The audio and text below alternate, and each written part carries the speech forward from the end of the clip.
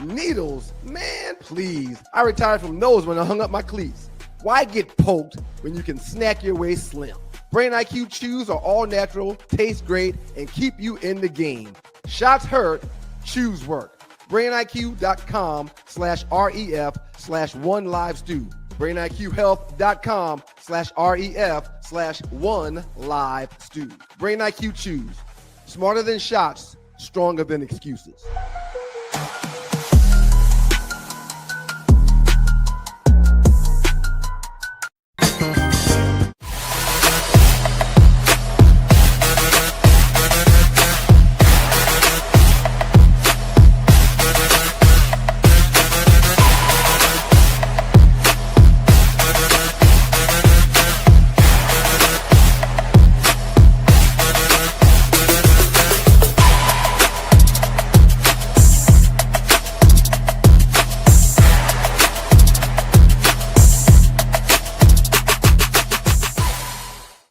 Dogs and poodles, you're in the dog house. With your boys, Doug and Ryan Stewart, the Two Live Stews. The originators. Man, we started this whole thing, man. Two Live Stews, YouTube.com. Two Live Stews, Facebook.com. Stewart Media and Entertainment. What up to the Qs?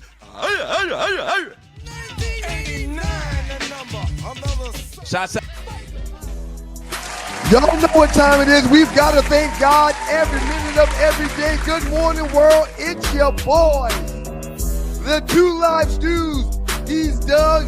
I'm Ron. Together, we make your Two Live Stews experience on this beautiful Giving Thursday. Yeah! And we've got to thank God every minute of every day. Shout out to the good folks at WGPR Hot 107.5 HD2 FM in Detroit. The Sports Rap Network is in the building. Yeah! All right, man. Good morning to Terrell Scott. Good morning to St. Louis Ron. Good morning, KK Ash. And good morning to the great Shedrick Moore, 5184. Good morning to all of them. And good morning to you too, Dougie Stew. How you feeling this morning, sir? I'm fantastic, man. How about you? That's one of my favorites back there in the background. That's one of my favorites. I'm doing absolutely stewtastic. I'd be a fool to complain. Really am. So you got the Bears nail you on this morning. It could be Dick Butkus. It could be Jim McMahon. It could be the Fridge. It could be Walter Payton. It could be a host of people. It could be Brian Urlacher. It could be a host of people. It's absolutely Walter Payton. I mean, there's no other way around. I don't think they even do those other people's jerseys. Let me just say this before we go. Walter Payton. It is one of the long sleeve Jones to help you think. Damn. So, okay, it's Dick Butkus then. It's got to be Dick Butkus if it's long sleeve, right? I'm going to give you one more opportunity to give me one more name. And if it's got to be anybody, it's got to be this guy. I mean, the names I've mentioned before maybe I was throwing the steak. It is your boys, the Two Live Stews, Doug Stewart, Ryan Stewart, Two Live Stews Experience. I mean, I'm troubled that sometimes you get on and you just don't know immediately who these jerseys are, man. So the long sleeve, John, like they say in Philly, the long sleeve, John, is from uniforms that they wore back in like the 40s and 50s. So it's got to be Dick Butkus. This jersey is from 1969. Okay. Dick Butkus. All right. You tried to trick me. Last offer? You tried to trick me. It's Dick Butkus. Go ahead. Let's see. Gale Sayers. Damn. Dick Butkus? I mean, You know about the great Gale Sayers, man. It's Gale Sayers, man. I mean, yeah. Outside of Walter, it's that's got to be your go-to guy, especially when I showed you the long sleeves. But here's the thing: I don't remember ever watching Gale Sayers play. Remember, his career was cut short. Right. I think his nickname was the Kansas City Comet. And St. Louis Ron can come in there. I don't remember him playing. He had knee injuries, only played like 4 or 5 years. Very controversial because he's in the Hall of Fame. Huh? Jasani said Doug just like saying butt kiss. What is he insinuating, man? I don't know. He's not insinuating, my brother. I don't know. Hey, man, real quick before we go any further, man. It was difficult to put my hat on because my hair has grown so much, man. So my hat's a little tight because my hair has grown so much, man. But I wanted to ask you about that. Why is your hat, it looks like it's too small? Well, when I purchased this hat many moons ago, I didn't have cornrows or full head of hair. So yeah. So you have cornrows. Yes. Okay. Let's see him, man. Let us see him.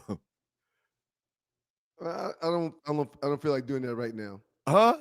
I don't feel like doing that right now. Okay. Right. It's a given Thursday, and typically we do balls and busters on Mondays. But I got to give a ball of water out real quick, man. Mm-hmm. Watched a great game last night between the Dallas Mavericks and my New York Knicks. And my New York Knicks got their first road win last night in Dallas. Huge win last night for the Knickerbockers. Man, we got a squad.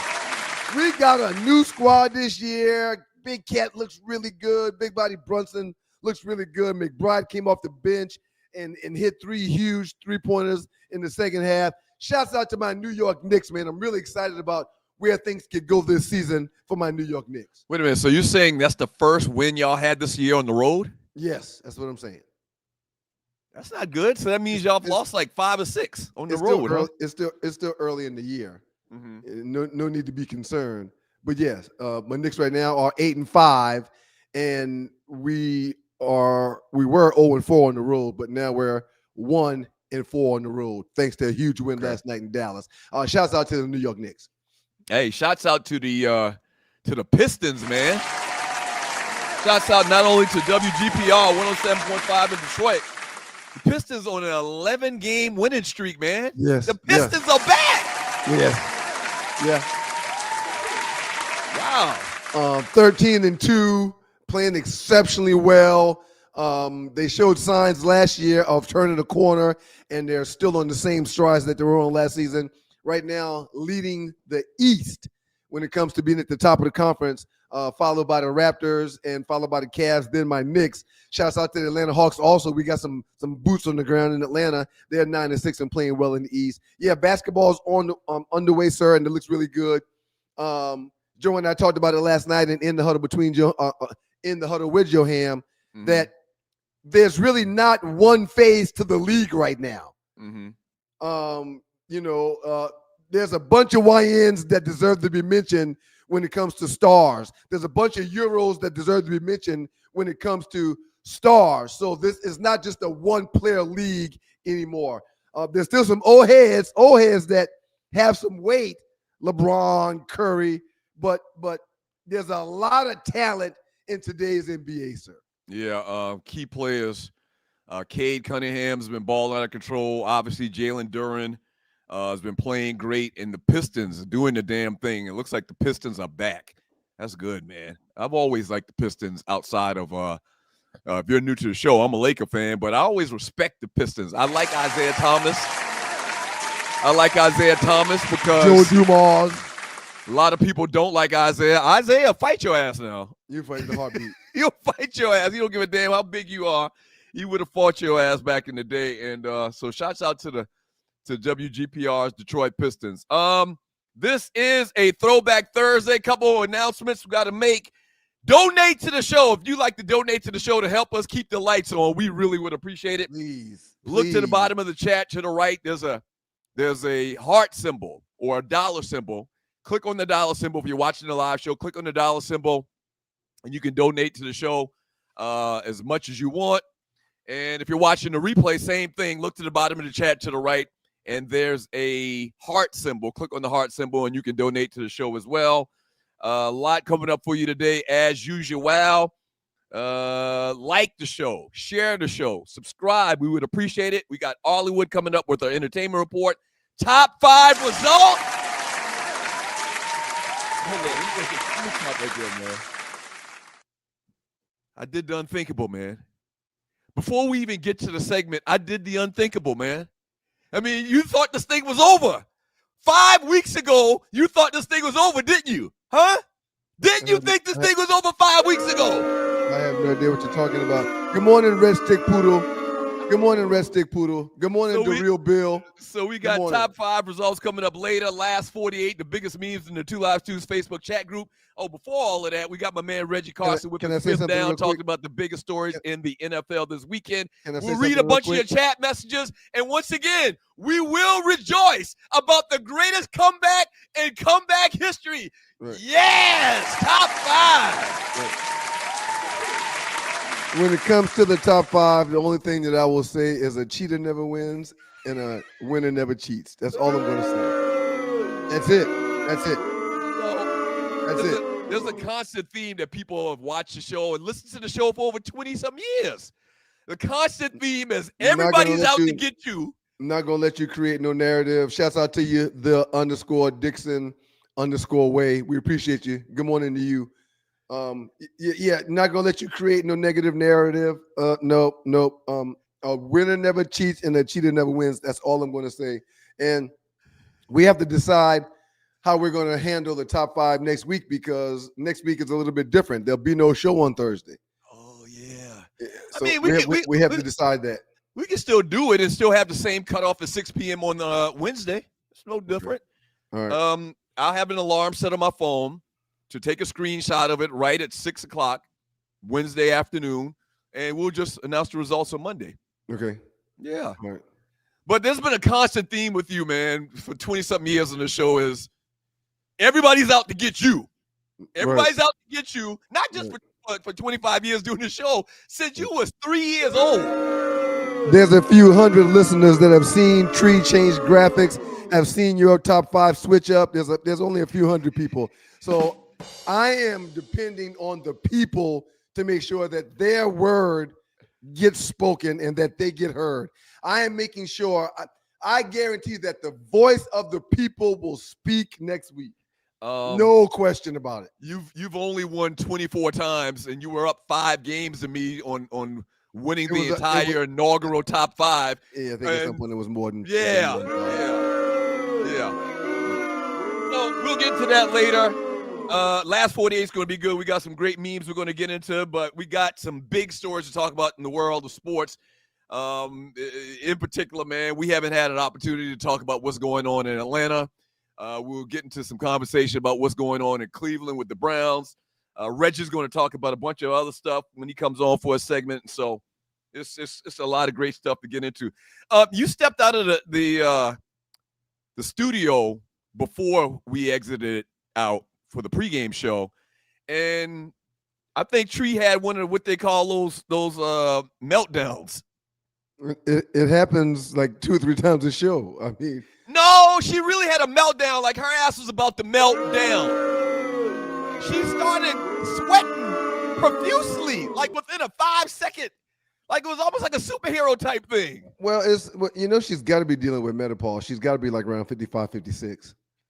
Well, she's alluded to that before, but I don't think we should make light of that.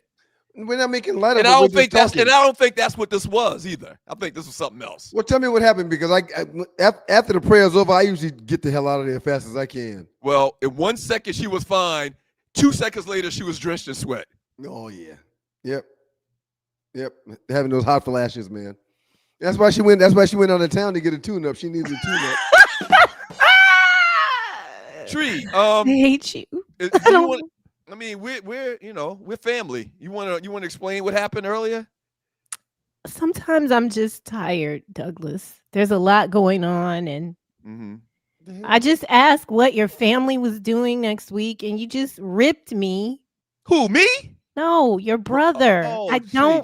I don't know how to fix this, and quite frankly, it's not on me to fix. Tree, there's nothing to fix. Just ignore him. Hey, just ignore him. Real quick, man. What the hell is going on around here?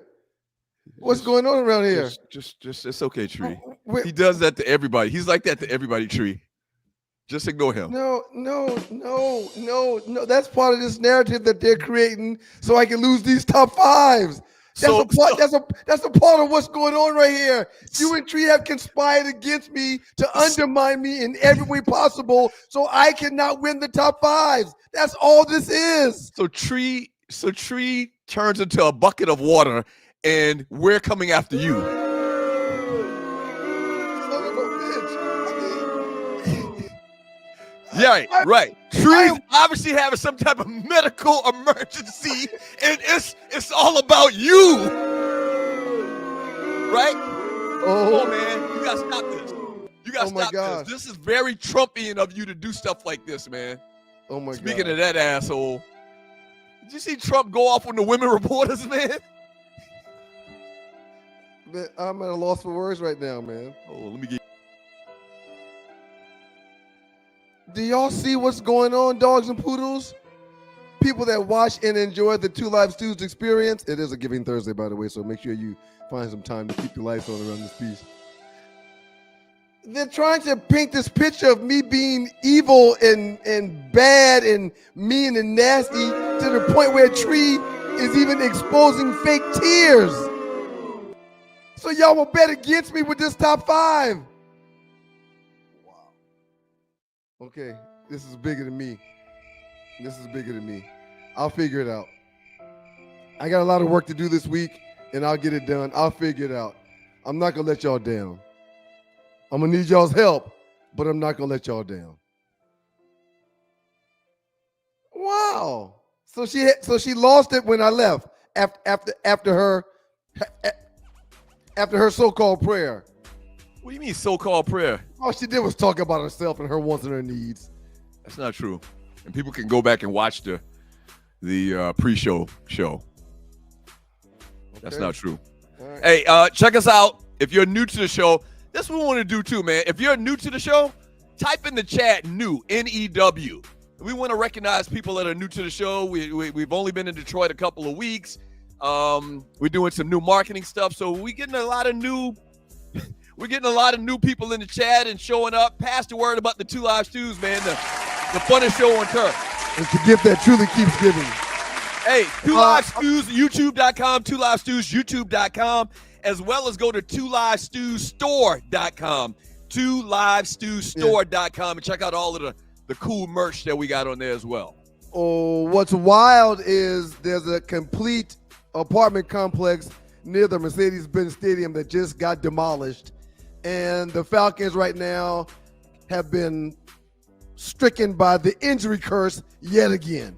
We're going to talk about it up next. Yeah. I mean, I don't think things happen because of happenstance. Things just don't happen out of nowhere. Yeah, we're going to talk about it in the next segment. They're definitely cursed. They are. I mean, there's no way around that. There's no way around that. They're definitely cursed, man. So we'll talk about the Falcons and in particular Michael Penix Jr. when we get back. Just unbelievable, man. Unbelievable. Don't go away. Two Live Stews. So Tree got you crying, huh? Wow. You guys, y'all are real slick with it, man. She didn't.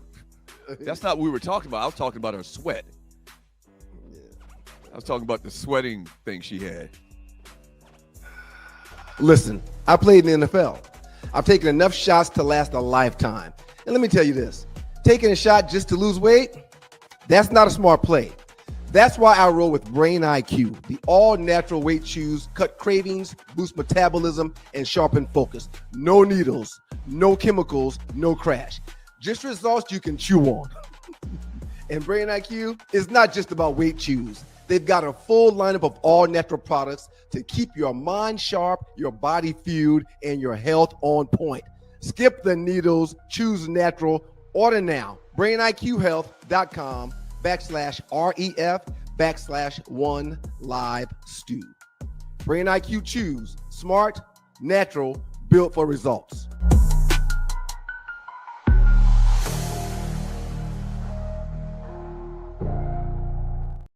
Yeah, I'm truly excited for that. Knowing that, I have a piece of offense and a say-so and how things fit my eye and place the players exactly where they need to be, seeing how they come in and out of routes, seeing the structure of the alignment, seeing they set, just having a feeling. Like I'm more of a feel type of person, so that's how I learn, that's how I do everything. I'm just watching, it's just gonna happen. No, like I gotta be out there, feel it, I gotta move around, it's like so many details that it takes for me, to feel my best and play my best. And I'm doing everything in my power, and the team's doing everything, to help me get prepared. Shouts out to Shedeur Sanders. Looks like he'll be getting the start this week in Dylan Gabriel's absence. It's your boys, the Two Live Stews, Doug Stewart, Ryan Stewart, the makeup of those stews, and this is your Two Live Stews experience. Shouts out to the good folks at WGPR Hot 107.5 FM HD2 in Detroit. The Sports Rap Network is in the building. Yeah, so that was Shedeur. He's going to get the start this weekend for the Cleveland Browns. It's a pretty good thing or good timing that they play the Raiders. They have a team that, clearly is struggling right now. He can go in there, not go against like a world beater, somebody, that's winning their division right now or won a bunch of games. He can go against the Raiders, man, and, You do know that Max Crosby is lined up on the defensive end position for the Las Vegas Raiders, right? You do understand that he will be hunted and sought down like it's one of the best defensive ends in the National Football League. You do understand that, right? Yeah, I absolutely understand that. You also do get that the Raiders are not a team that is defeated where they don't have no wins. You do get that they still are a professional team that is hearing and reading Shedeur Sanders getting all of these headlines, and he's the story coming into this. You do understand that there will be a chip on the shoulders of said Las Vegas Raiders, right? Okay, could you bookmark that, and we come back to that in a second. We need to get into what we hadn't been able to talk about over the last couple of days. Okay. When the news came out, the big story, the lead story, Michael Penix Jr. is done for the year. Suffered a partially torn left ACL in Sunday's game against the Carolina Panthers. This thing they're saying it's going to take 9 months, so he's in jeopardy of missing a huge part of next year based on what point in the season they are now when this thing happened. Sir, this business, a lot of this falls on you. A lot of this falls on you. Every single time I've talked about him moving the pocket, manipulating the pocket, or moving the line of scrimmage, or rolling out, you said the exact same thing. He got bad knees, right? And I kept saying, hey, man, that's a thing of the past. Well, no. He had every single time I brought it up, this is on you. So listen. Every single time I talked about what he could do, how he could advance the ball, how he could get easy 4 or 5 yards to move the chains, how he needs to be more consistent by using his legs, you would say, hey, man, but you do know he got bad knees, right? Listen, man, and listen, I was going to preface what I was going to say with this. In this business, man, a lot of times speaks life or death. No, it does. It doesn't the mean tongue that speaks life or death. And you have spoken this on Michael Penix Jr. and the Atlanta Falcons. You said it every day. It was you. You sound like Coach Moody. In this business, you want to be right.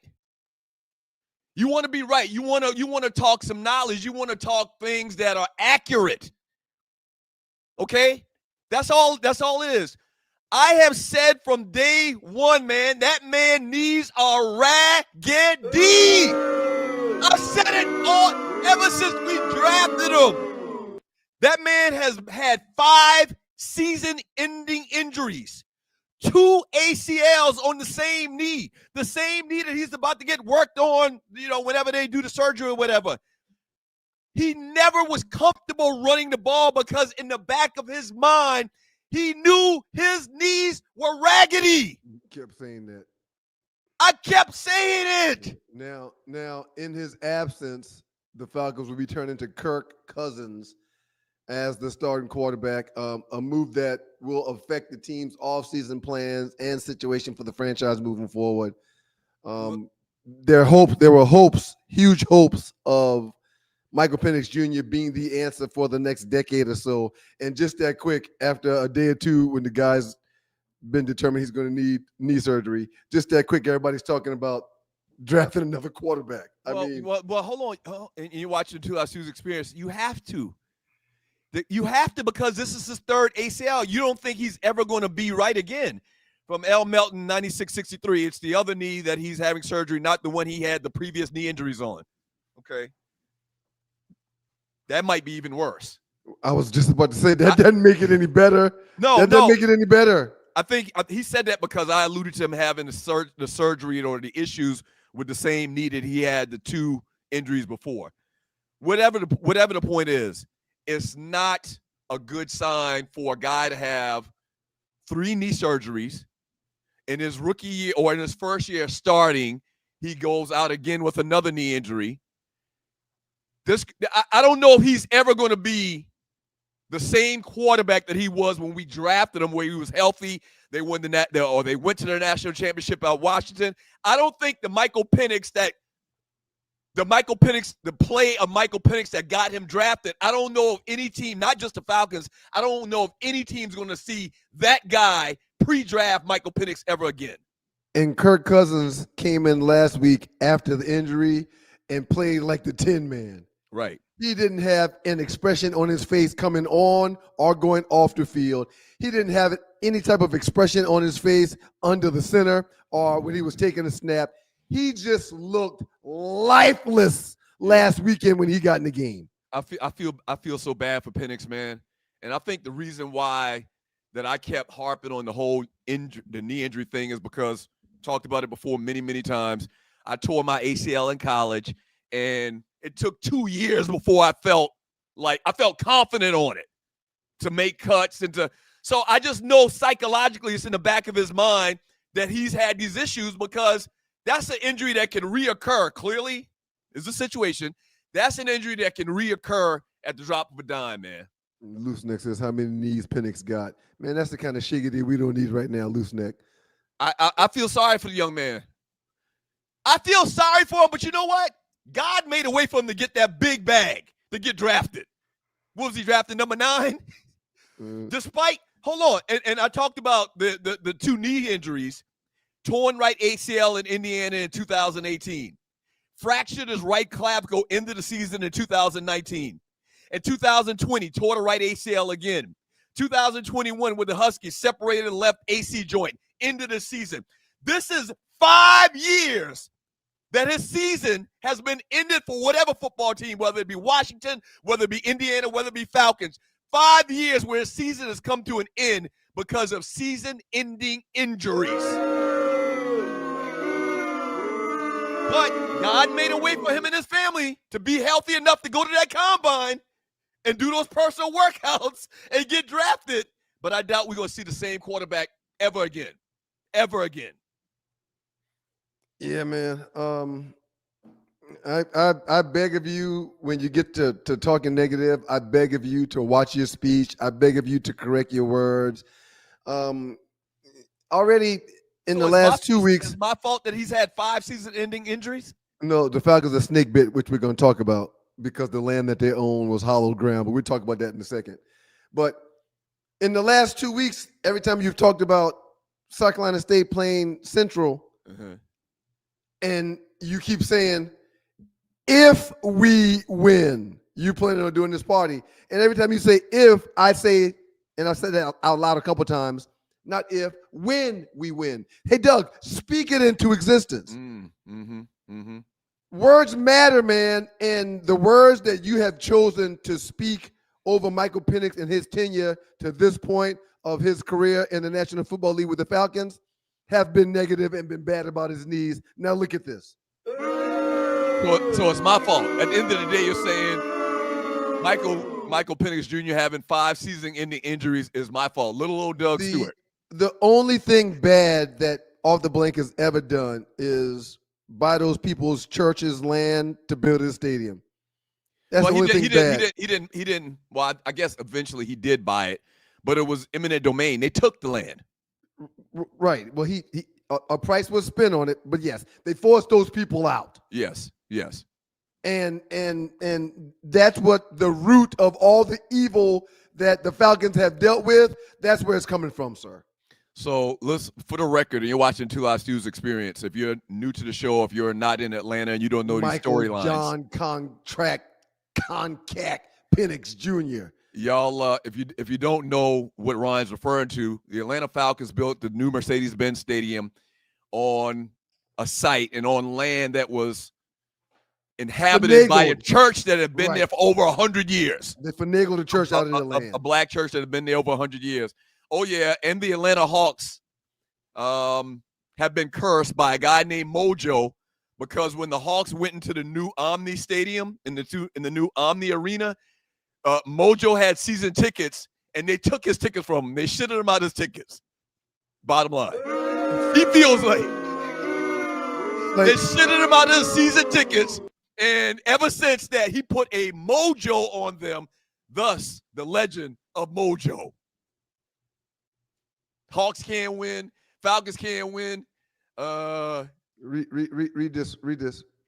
Triple platinum bite. Now, Ron is right. The Falcons don't pay taxes for the space in Vine City, but they do for the facility in Flowery Branch. Wow. How you not paying taxes on all that land? Well, I mean, Arthur Blank. And you do know an entire apartment building just fell down out of nowhere a couple days ago, right? You do know that, or right by the dome. You do know that, right? I don't think the whole building fell down like that. Okay. The whole building just collapsed? I think it was a fire, but whatever it was, a building is gone. The building exploded. Oh, yes, I did hear about that. And they have been trying to get this property. They want this for the World Cup. They want all the ne'er-do-wells out. Right. So they're trying to create a narrative. Like, first it was somebody was making meth, and then they said somebody was making meth. Some pipes. The people like on The Wire that used to steal the pipes. It's nothing but black people over there. Ain't nobody dealing with no meth. But in all the comment, like when they'll post a news story, everybody pound for pound is like, we snort cocaine. They blew that shit up. We don't do meth. It's a setup. You saw Breaking Bad, right? Of course I saw Breaking Bad. One of my favorite series. Thank you for turning me on to that. That was a occupational hazard in making meth. Like the chemicals, you could blow up a whole goddamn city block, evidently, with that meth. In the blink of an eye. In the blink of an eye. Yeah, but that's why another reason why ninjas don't mess with meth, because they know it's a trap. Not only that, it'll kill you like at a high rate. I heard something on the radio the other day. Somebody selling like a grade of meth. The ingredients that they use in this grade of meth is what they use to tranquilize elephants. Damn. They said, quote unquote, it was 100 times stronger than meth. Damn. Some kind of elephant goddamn meth. Yeah, man. So real terrible for the Falcons, man. And it's terrible for the fans. I got a frat brother that will remain nameless.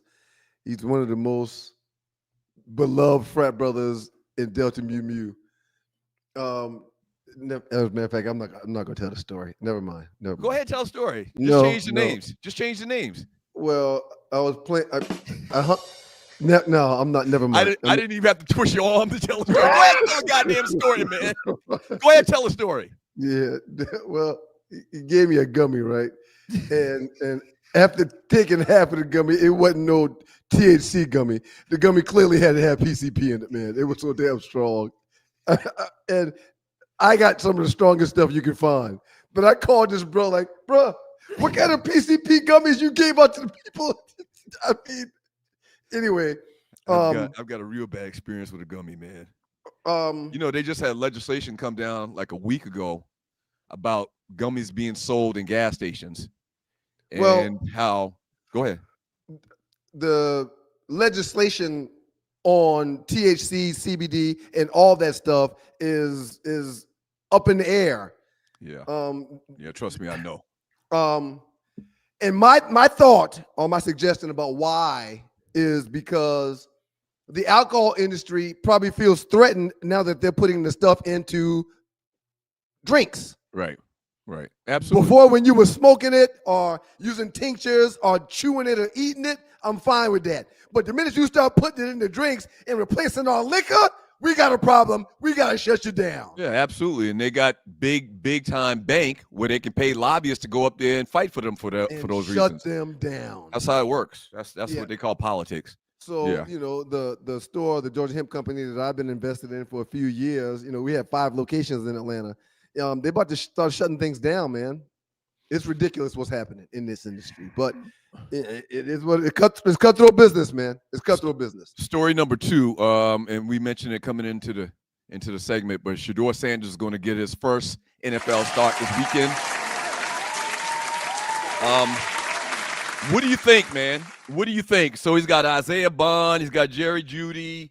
He doesn't have no world beaters. Njoku, the tight end. That's what I was about to say. If I was him, I'd focus on Njoku the entire game. Like Njoku would have 10 catches. He'd have 15 targets. He'd have 10 catches. But if I'm Shedeur, just to get comfortable out there and see some completions being made, I'm going to Njoku all day long to open up the field for everybody else. Well, they've got to have 2 different game plans in place because they moved Gabriel around a lot. They got him out of the pocket a lot because he's a smaller, shorter quarterback. Of course, offensive lines in the National Football League, the average height is 6'5", 6'6". So they were moving him around to get him out of the pocket to have better visibility. Mm-hmm. And now with Shedeur, a much bigger quarterback, a much sturdier quarterback, they need to design some type of offense that is going to allow him to use his strengths, which is staying in the pocket and throwing the ball down the field. So I'm very excited. Joe and I talked about it on In the Huddle with Joe Ham last night. I'm very excited to see what Stefanski, a 2-time coach of the year in the National Football League, I'm curious to see what he draws up for Shedeur Sanders this upcoming weekend. Should be a good game. But you're right. They couldn't have picked a better team to play against, even though Max Crosby will be on the other sideline. You already owe me $10 for something else. We'll talk about that later. How many plus or minus 2.5 turn his back to the defense pirouettes trying to evade the rush? Less than 2.5 or more than 2.5? Well, he had and my about point bring that. I'm hoping less because he had about 3 or 4 of them in last week's game and only played a half. So I would take the over on that. You would take the over. No question. My point in bringing that up is clearly he's with the first team now, right? Yeah. So in the team meetings, in the position meetings, the offensive coordinator and Stefanski, they're going to say, listen, do not turn your goddamn back to the defense at all. Don't do that. Can I remind you of something? Surely they're going to have that conversation with him, right? Since the last time we saw Shedeur Sanders play in the second half, he's going to have 2 walkthroughs, 2 full practices, and then shells for a walkthrough before traveling. That is it. Mm-hmm. Everybody that people that don't know, people that never played. You don't wear your shoulder pads. You just wear the foam that goes under your shoulder pads because you're not hitting. Right. It's you wear shells to do walkthroughs for just positioning purposes. Right. You're not tackling. You're not taking nobody to the ground. So since we last saw Shedeur, where he didn't have a good outing, he's going to have 2 walkthroughs and 2 full practices. Yeah. That's it. Yeah. We'll get more into it when we get back from the break. Reggie Carson coming up with the 5th down. Don't go away. This is your boys, the 2 Live Stews, the 2 Live Stews experience. Oh, I can't wait till we get to the top 5, though. I'm really looking forward to the top 5, man. Damn. And I want some money. We had a wager. I want some money. Yeah. Keep talking about it, but no one knows what this wager is, and neither do I. No, you do know what the wager is. You do. Like my 7th grade middle school teacher. You do know what the bet was. Have you ever been stranded on the side of the road, Ollie? Yes. It's not comfortable, is it? No. Dogs and poodles, if you find yourself in a jam on the side of the highway, give my folks at Bay 11 Towing a call, 404-770-6949. Again, that's 404-770-6949. Being stranded on the side of the road in Metro Atlanta is very stressful and dangerous. Bay 11 Towing is who you need to call, whether you're dealing with a flat tire, dead battery, full-on breakdown, or whatever that may have you on the side of the road. Call our folks at Bay 11 Towing, and they will get to you with a competitive rate and quicker than everybody else in town. Again, that's Bay 11 Towing. That number is 404-770-6949. Needles, man, please. I retired from those when I hung up my cleats. Why get poked when you can snack your way slim? Brain IQ chews are all natural, taste great, and keep you in the game.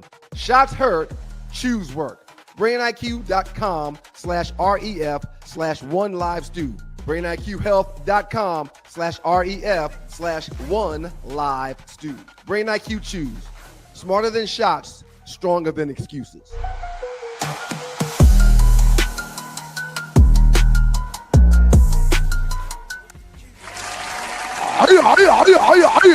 Good morning, world. It's your boys, the Two Live Stews. Jeff Stewart, Ryan Stewart, the makeup of those stews, and this is your Two Live Stews experience. Shouts out to the good folks at WGPR, Hot 107.5, HD2 FM in Detroit. The Sports Rap Network is in the building. Happy to have that fifth down with the Dover Dog in the building. What up, bro, Carson? How you doing? What's going on with the Two Live Stews? Steve, happy belated Founders Day. I saw you doing your little neck roll thing. That's a fairly new thing. You down with the neck roll the young bros be doing? Yeah, dog. I like the I don't neck roll. I like no neck roll. Just a little bit. I like the young bros do it, but don't get it twisted, baby. 87 can still set it out. Absolutely. Reggie Carson with us on his fifth down. The 5 biggest things that he's looking forward to this weekend in the NFL. Fox Sports contributor.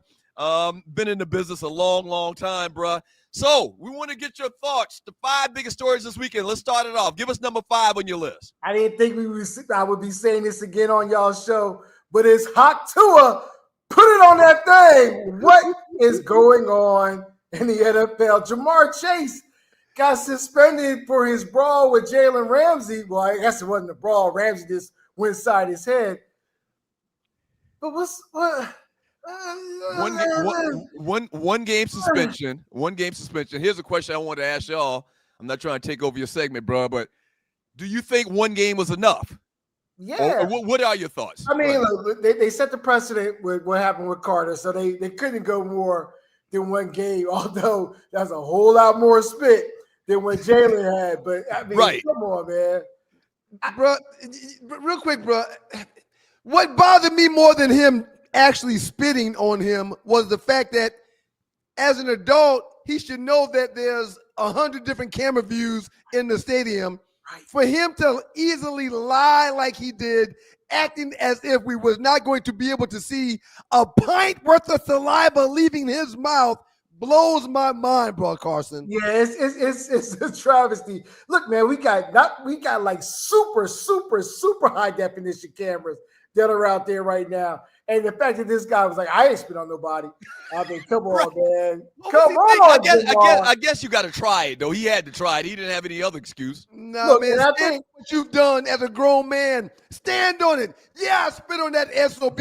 I spit on him because of X, Y, and Z. But you can't tell me when there's 1 million high-def cameras in the stadium watching everything that these players are doing. I didn't. He lied multiple times, and that's kind of the crazy thing is, look at it like this too. It put Pittsburgh in a disadvantage because now they got Ramsey out, right? So I don't know, like you can't just spit on one of the best players. He's still a lockdown corner. You can't just spit on one of the best players and think that he's not going to do anything. Obviously, Mike Tomlin went to his back and said, "Hey, man, the guy spit on him." So I think we're at a point in time where we really need the refs to take a look. We need to eye in the sky, take a look at things and say, hey, hold on, slow down before we kick out Ramsey. We need to look and see the reason why this guy went inside his head. So I didn't even think to look, but Ramsey's suspension is going to stand up. He's going to miss a game? Now, I don't know. I got to check. I don't know if Ramsey. I mean, I would have thought they would have repealed whatever punishment they were going to give to him. He was in. Okay. All right. Yeah, you get to throwing blows up under somebody's chin, man. They got to sit you down for a minute. They just can't. It's not hockey. It's the NFL. And by the way, I think one game ain't enough. You can't spit on another man. And I know he's losing a whole game check, but still, when you spit on another man, you got to expect that you might die because it's that serious. I think. I don't know. I had a conversation with my son about that. The two things: spitting and slapping. Right. Will start a whole lot of mess. If a man slaps you, he really don't respect you because he think you a woman or something like that. You can just slap around. And I knew Brother Chase was getting paid, but the game check that he'll miss out on because of his spitting is going to cost them in excess of $450,000. All right, deserved. All right, number 4, bruh. All right, well, look, I got on my Reginald Martinez New York Yankees right now, right? But I'm going to take off the hat. Right, there you go. Love your applause. And I'm putting on what? Oh, we got Custradamus is back.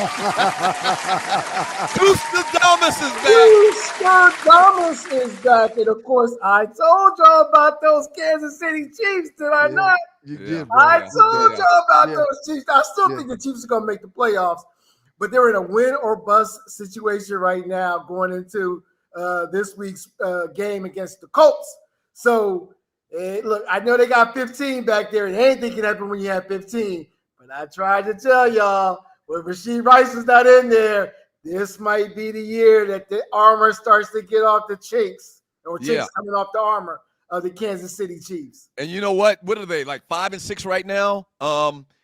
It's been talked about ever since the Chiefs have gone on this run of excellence and dominance. Like, when is it going to end? Like, what's going to happen to bring this ship to an end?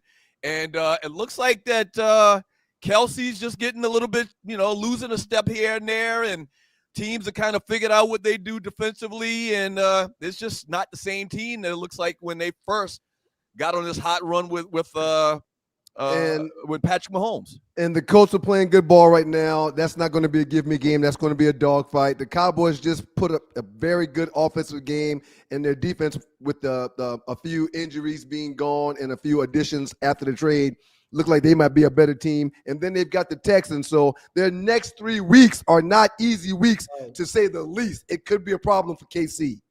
They still got 15. They got the magician back there, and they got Andy. So I'm not going to write them off. But I had them making the playoffs, but I definitely at the beginning of the year said that they were not going to win their division. All right. Story number 3. You want to talk about my man Kyle Hamilton? Yeah, man. Let's go to Drew Hill. Let's talk about Baltimore. Look, all the hype and all the talk is always going to be with the 2-time MVP, Lamar Jackson.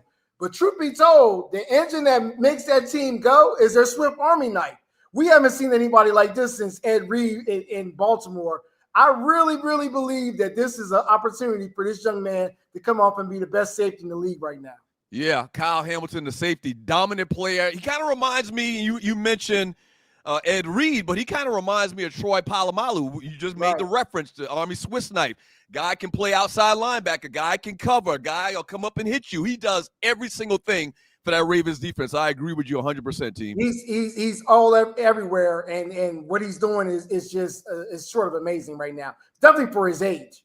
Yeah, he had a little injury bug for first couple of years in the league, but if he can stay healthy, absolutely one of the top 1, 2, 3 safeties in the league. Yeah, and the way they're plugging and playing them at the Falcon and different positions across the line. Drop back. I mean, it's again, it's amazing what this kid is doing. And shout out to his mother, Jackie. I know her very well. Wow. The good Reds, Jackie Hamilton. Okay. I love it, dog. What you got for number 2, Q? Hey, man, you guys have talked about number 2, Shador. And number 2 is actually going to bleed into number 1. But look, man, Shador and the pressure that he has going on, is it Shador or is it Willie Beeman? Because that's what they're hoping that this kid turns into. This guy, man, look, give this guy an opportunity, and he's getting the opportunity now. I was amazed to hear that the ones hadn't even heard his cadence. Crazy. That's bananas. They didn't even know what this kid's cadence sound like. I'm like, how are you even in the building and you don't even know this guy's cadence? And he's the backup quarterback. Last night on In the Huddle with Joe Ham, it reminded me to ask Joe about that. I remember Joe telling me a story about how when he was Peyton Manning's backup for a couple of years in Indy, how he never took a first-team rep. Peyton insisted on never leaving the starting lineup when it came to practice. His thought process was, I'm going to take all the reps on game day, so the backup don't need to take any of the starting reps during the practice week.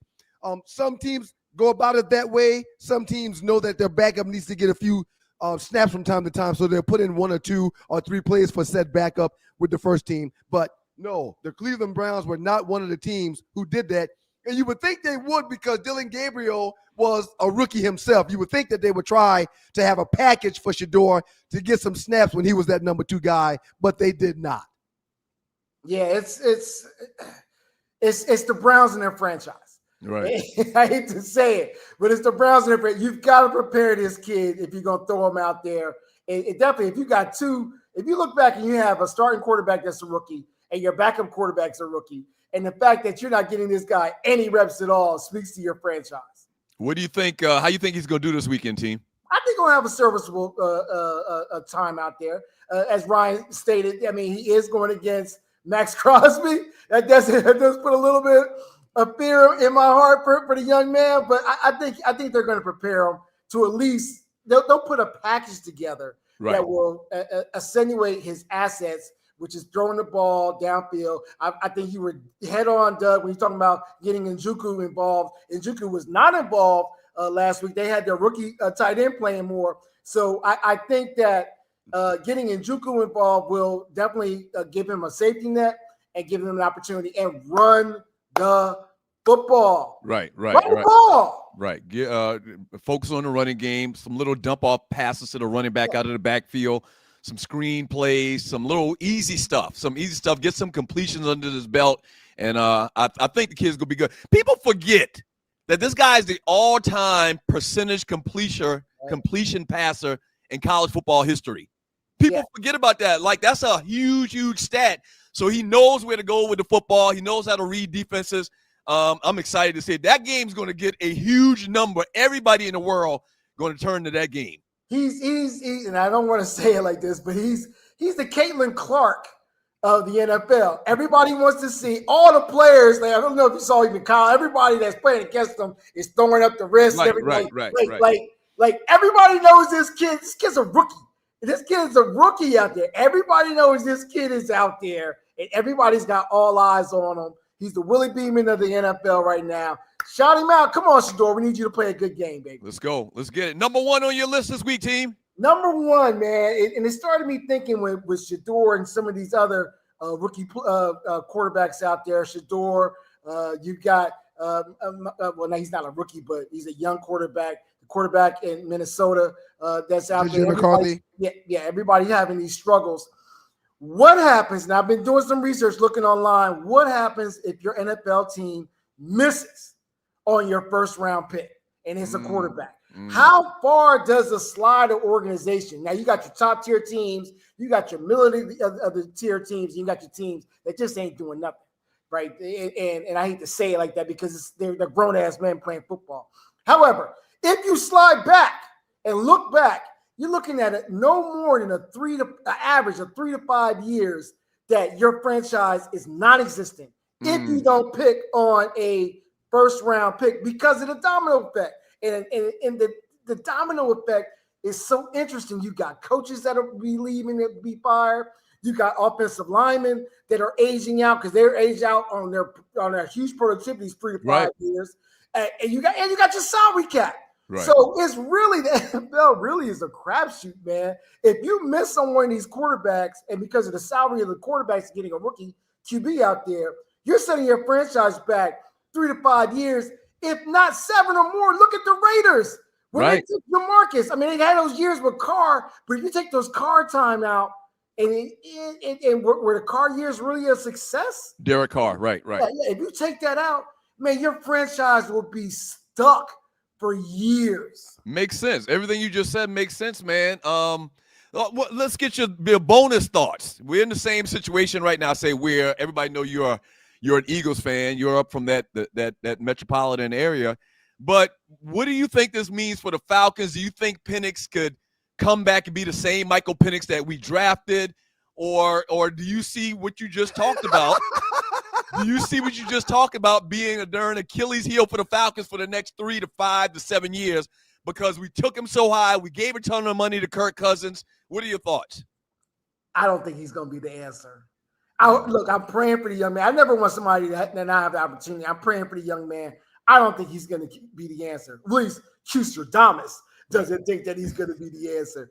I think the Falcons are going to be marred in it again. They're going to have to go back to the drawing board, and they're going to have an opportunity to get another quarterback that's coming out. Yeah. I think they're going to have to draft a quarterback next year. Yeah. And I'm not saying that just, spur of the moment. Like, you can't think that Michael Penix Jr. is going to be the same guy that you drafted after 5 season-ending surgeries. and 3 ACLs. You can't think that. You have to draft a quarterback next year, this coming up draft. Kirk Cousins will be going into year 3 on this deal, so that's going to mean more money kicks in for him. And this is a 9-month plus situation for Michael Penix Jr., so that's going to bleed into the start of next season. And right now, position-wise, this is some of the most or best depth that the Falcons have had offensively and defensively. You need to strike while the irons are hot. This is a terrible situation for Michael Penix Jr. and for the Atlanta Falcons. The kid's an incredible talent. His arm strength is top tier. But I just don't see it happening right now because of the stabbing injuries that he's had. It's going to be a very tough road for him. But blessings and prayers go out to the young man. Absolutely. Hey, Reggie Carson with the 5th down. Appreciate it, team. Appreciate you, Carson. All right, guys. Keep the bombers out. Yeah. Oh man, we didn't mention that earlier, man. Let's talk about this real quick. You're watching the Two Live Stews experience. I typed up a long, Dover put that in the text thread between you, him, and I a couple of days ago, and I never responded. I typed the message out but never hit send. Just saw that. The San Francisco 49ers survived it with Trey Lance.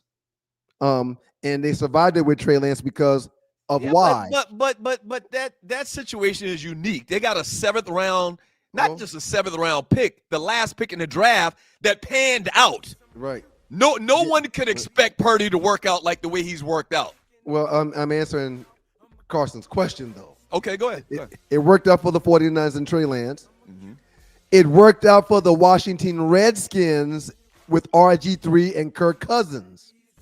So, in essence, when you do go high draft pick with a quarterback, you need to follow up in late 2nd, 3rd, or maybe 4th round, or definitely 5th round with someone else on the roster as well. When you've got multiple options at said position, you find yourself in a better place.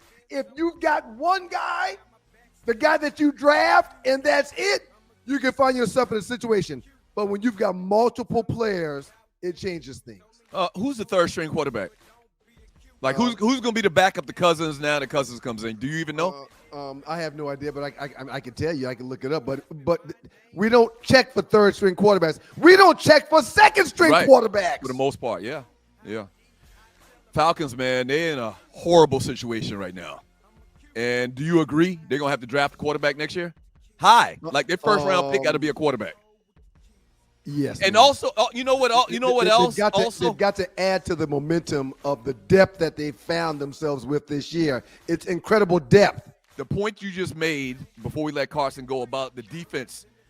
The defense is one of the strong suits of the team. You got Drake London. You're not getting a lot of production out of Pitts or whatever, but you got Robinson. So you got great offensive weapons. You got a fantastic upper-tier defense, but now you don't have a quarterback. Now you're starting back over from ground zero on your quarterback situation. Not good. Arlie Wood coming up next with the Entertainment Report. Don't go away.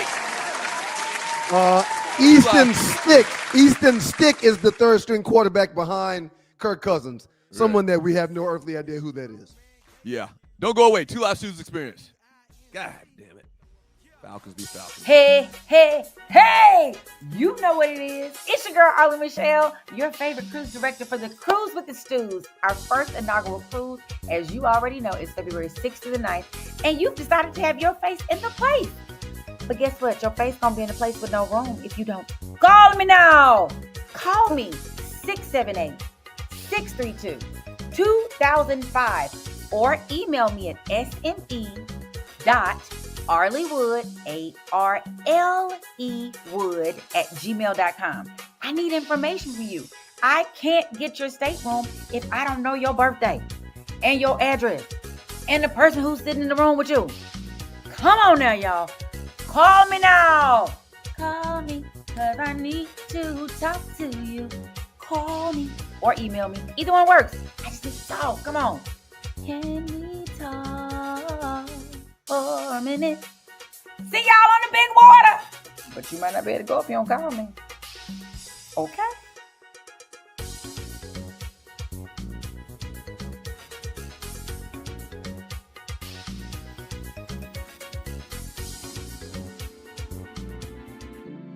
Y'all know what time it is. We got to welcome in Arlie Wood.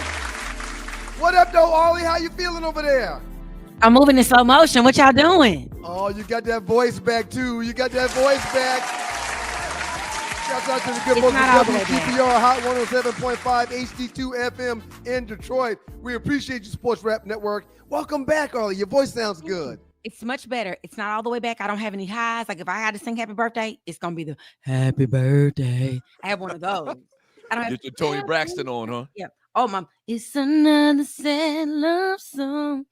Ollie, you sound good. Sing your voice, Ollie. Sing your voice, Sing Ollie. for a living, Ollie.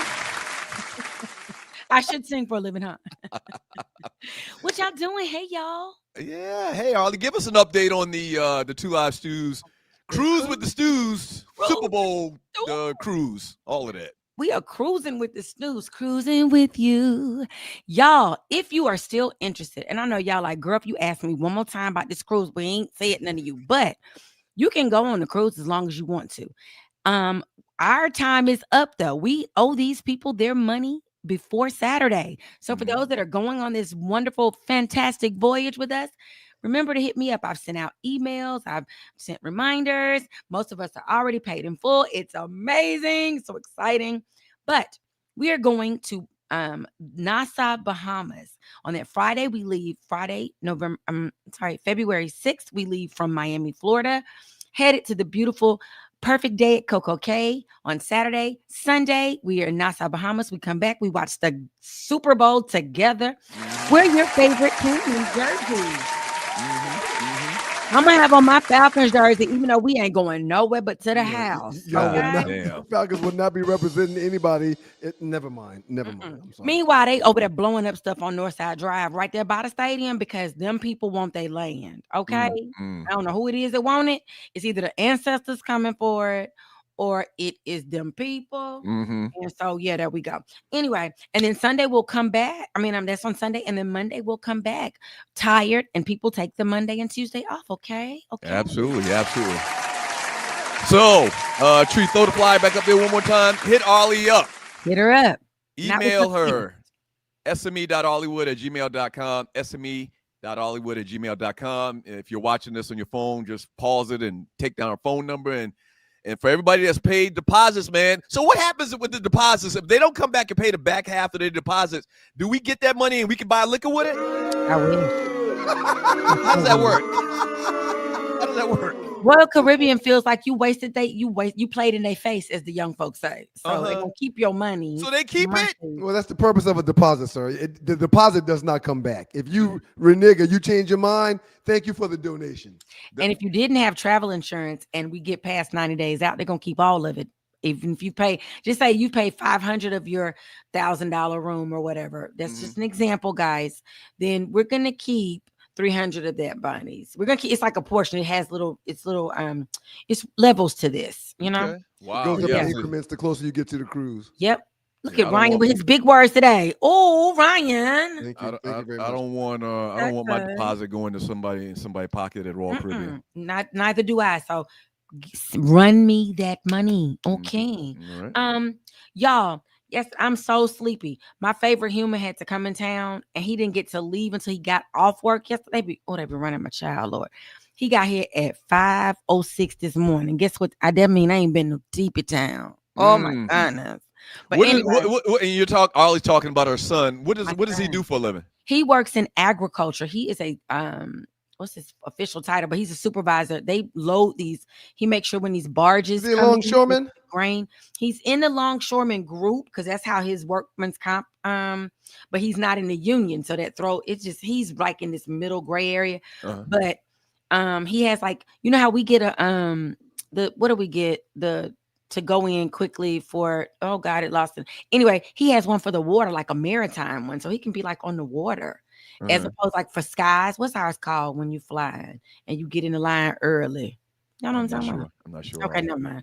Okay, so anyway, yep. So I'm sleepy as I can be. So if I sound cuckoo or if I sound too excited, it's because I'm tired. Okay? You said you told us one time your father is a farmer. My father's a farmer. So he's proud of your of his grandson then, right? Yes, because my brother and I was like, we about to sing and dance, Daddy. What you want?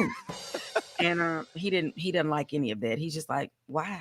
Okay. He is not entertained by this. My son goes in. My daddy was horticulture. My son is agriculture, same world, and so they speak the same language. It's gotcha. They talk about how you grow your tomatoes and when you plant your stuff, and I killed the plants, and they just don't understand why I'm even on the earth, because I can't make a plant live. Gotcha. It's very sad. But anyway, yep. So it skips. But yeah, y'all, I will not sing birthdays today because Ryan. Happy birthday to you. Happy birthday to you. Happy birthday. Day. I like that. Happy. I like that one too. Feel like were you crip walking? Yes. I can't crip walk. I'm working on it.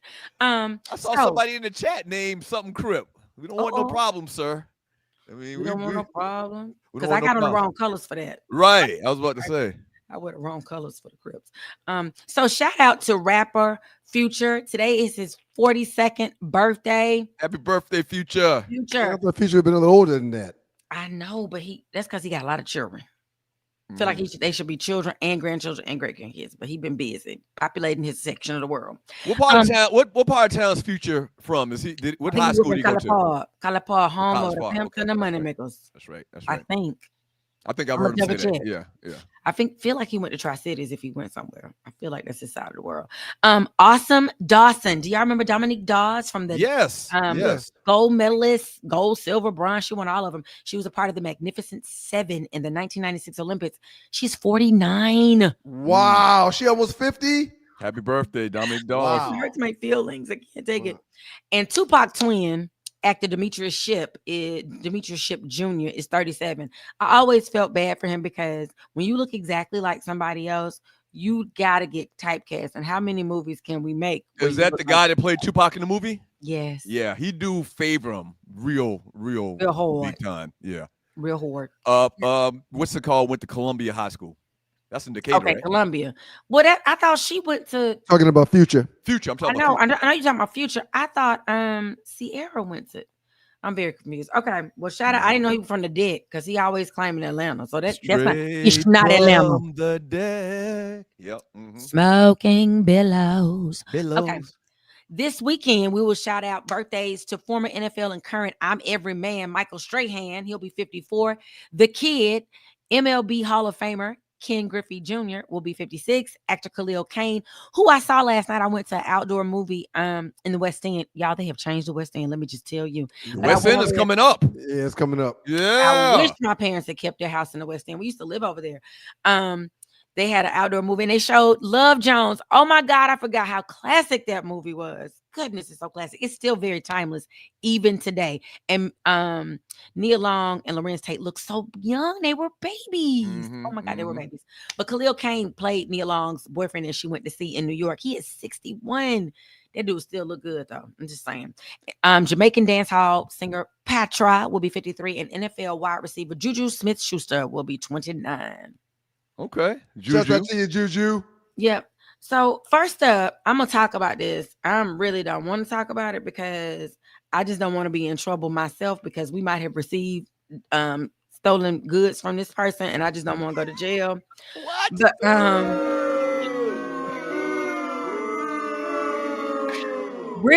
But former Real Housewives of the Potomac, Mia Thornton was arrested in Hartsfield-Jackson International Airport on yesterday for accused of stealing $11,000 worth of furniture.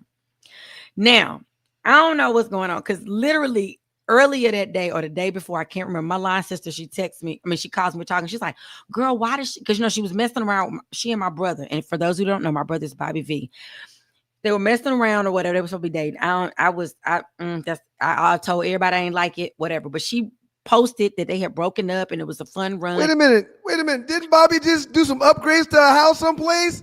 Didn't I just? Never mind. I'm sorry. My brother didn't do no upgrades. Nobody's nothing. That was a lie. I'm sorry. He is cheap. You think Doug holds on to his money? Hey, Ollie, wait one second. Hey man, your braids are kind of distracting. Can you put your hat back on? They're just distracting. That's all I'm saying. There's nothing wrong with your braids, but they're very distracting. You just gonna make him act. Thank you. Thank you, sir.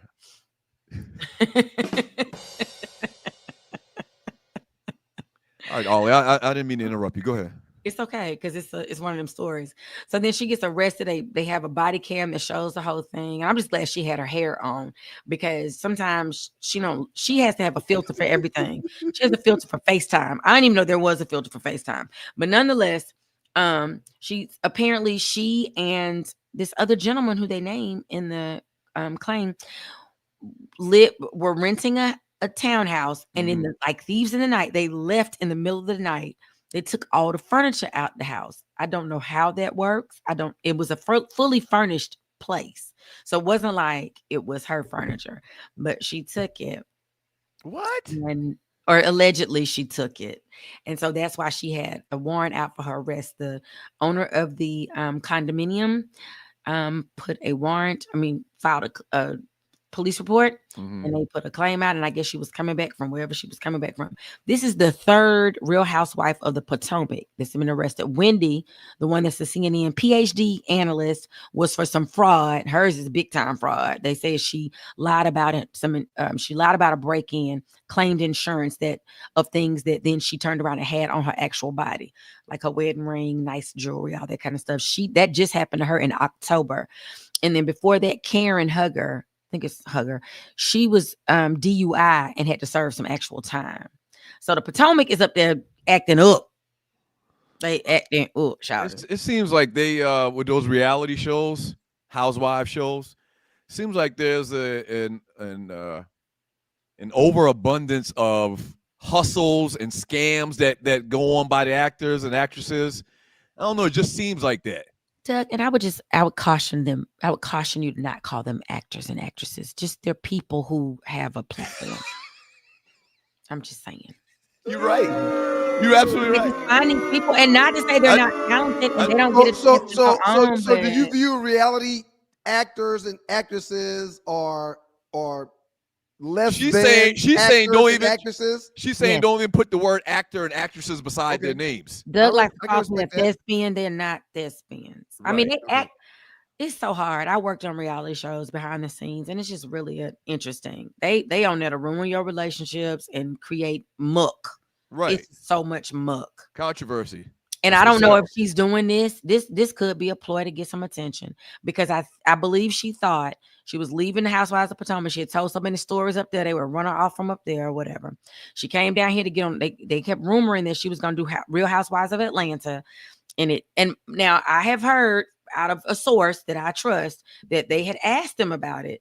Why they didn't do it, I do not know. Wow. Because my brother was supposed to be in the storyline, and my mama always told him, "Don't you get on none of them shows and embarrass us. Don't you do it." And he did go on. He was on Love and Hip Hop, and people calling me all the time, why he break up Rashida and what's his name? Why he break them up? He did not break them up. They told him to come on that day. My brother don't even throw ones. He's like, Doug, he ain't about to throw no ones in no strip club. They talk junk about him all the time. So, because he holds on his money in his pocket. It's not gonna hit the air to go to her over there. It's not gonna happen. So yeah, we're gonna see how this happens. I don't know if you just don't even know if it's fake or not. You just don't know. And she a big time. She be telling stories, honey. So we about to hear this story come out her mouth. Okay. All right. Next up, our boy, another ATL legend, Usher Raymond. Usher, and they're pitting this story as if it's just Brian Michael Cox versus Usher, but it's not. It's really Usher versus 4 other people. He is suing them for $700,000. It started out as $1.7 million, so we knocked it down to $700,000. Wait, who's suing who? I'm sorry. Usher is suing a group of investors who one of them happened to be Brian Michael Cox's longtime friend and producer. And so, of course, the news headlines are going to pit it because the other names are not necessarily known people. They're not names we know. One is an attorney. One is this other lady. A group of investors asked him to buy into this Homage ATL. They were going to do this restaurant venture, but it never came to pass. The money is missing. They gave Usher back $1 million, but it's 700,000 still out there. His lawyer said he filed a lawsuit recently in Atlanta to recoup the $700,000 that is still owed. So it was supposed to go towards purchasing the property, and it was going to be in Buckhead's neighborhood. So, that is high rent district. And yeah, so we're going to see how that shakes out. Brian Michael Cox, he is known for so many songs. Y'all look up. Y'all remember him. He was big in that. Oh, yeah. I know the name. I've heard the name forever. He's been in studio with us, sir. I do remember that. I remember that. Yes, we had him in studio. And so we're going to see, everybody's suing everybody for everything right now. We need to be careful that we don't get sued. So we're just reporting things as we hear them, but not because it's, Megan Thee Stallion is about to sue this Milagro young lady. That's everybody's suing everybody for everything. We want to shout out to we're gonna see how that plays out. I'm sure they're gonna come up with the rest of his money. If not, get your money back, Usher. Too many people swindling and hustling and just trying to steal from folks these days. Get your money back, Usher. Have y'all ever had a deal and people owe y'all money? Oh yeah. I don't even want to get into it. Yeah, it's very disappointing. Usher, Tyrese, Trey Songz, Tony Braxton, Tamar Braxton, Omarion, Nivea, Monica, Mary J, Marcus Houston, Mariah Carey. Dude is crushing it. Since 2006, he's been doing this thing. He's huge. I used to see him out all the time. I don't see him out like that anymore.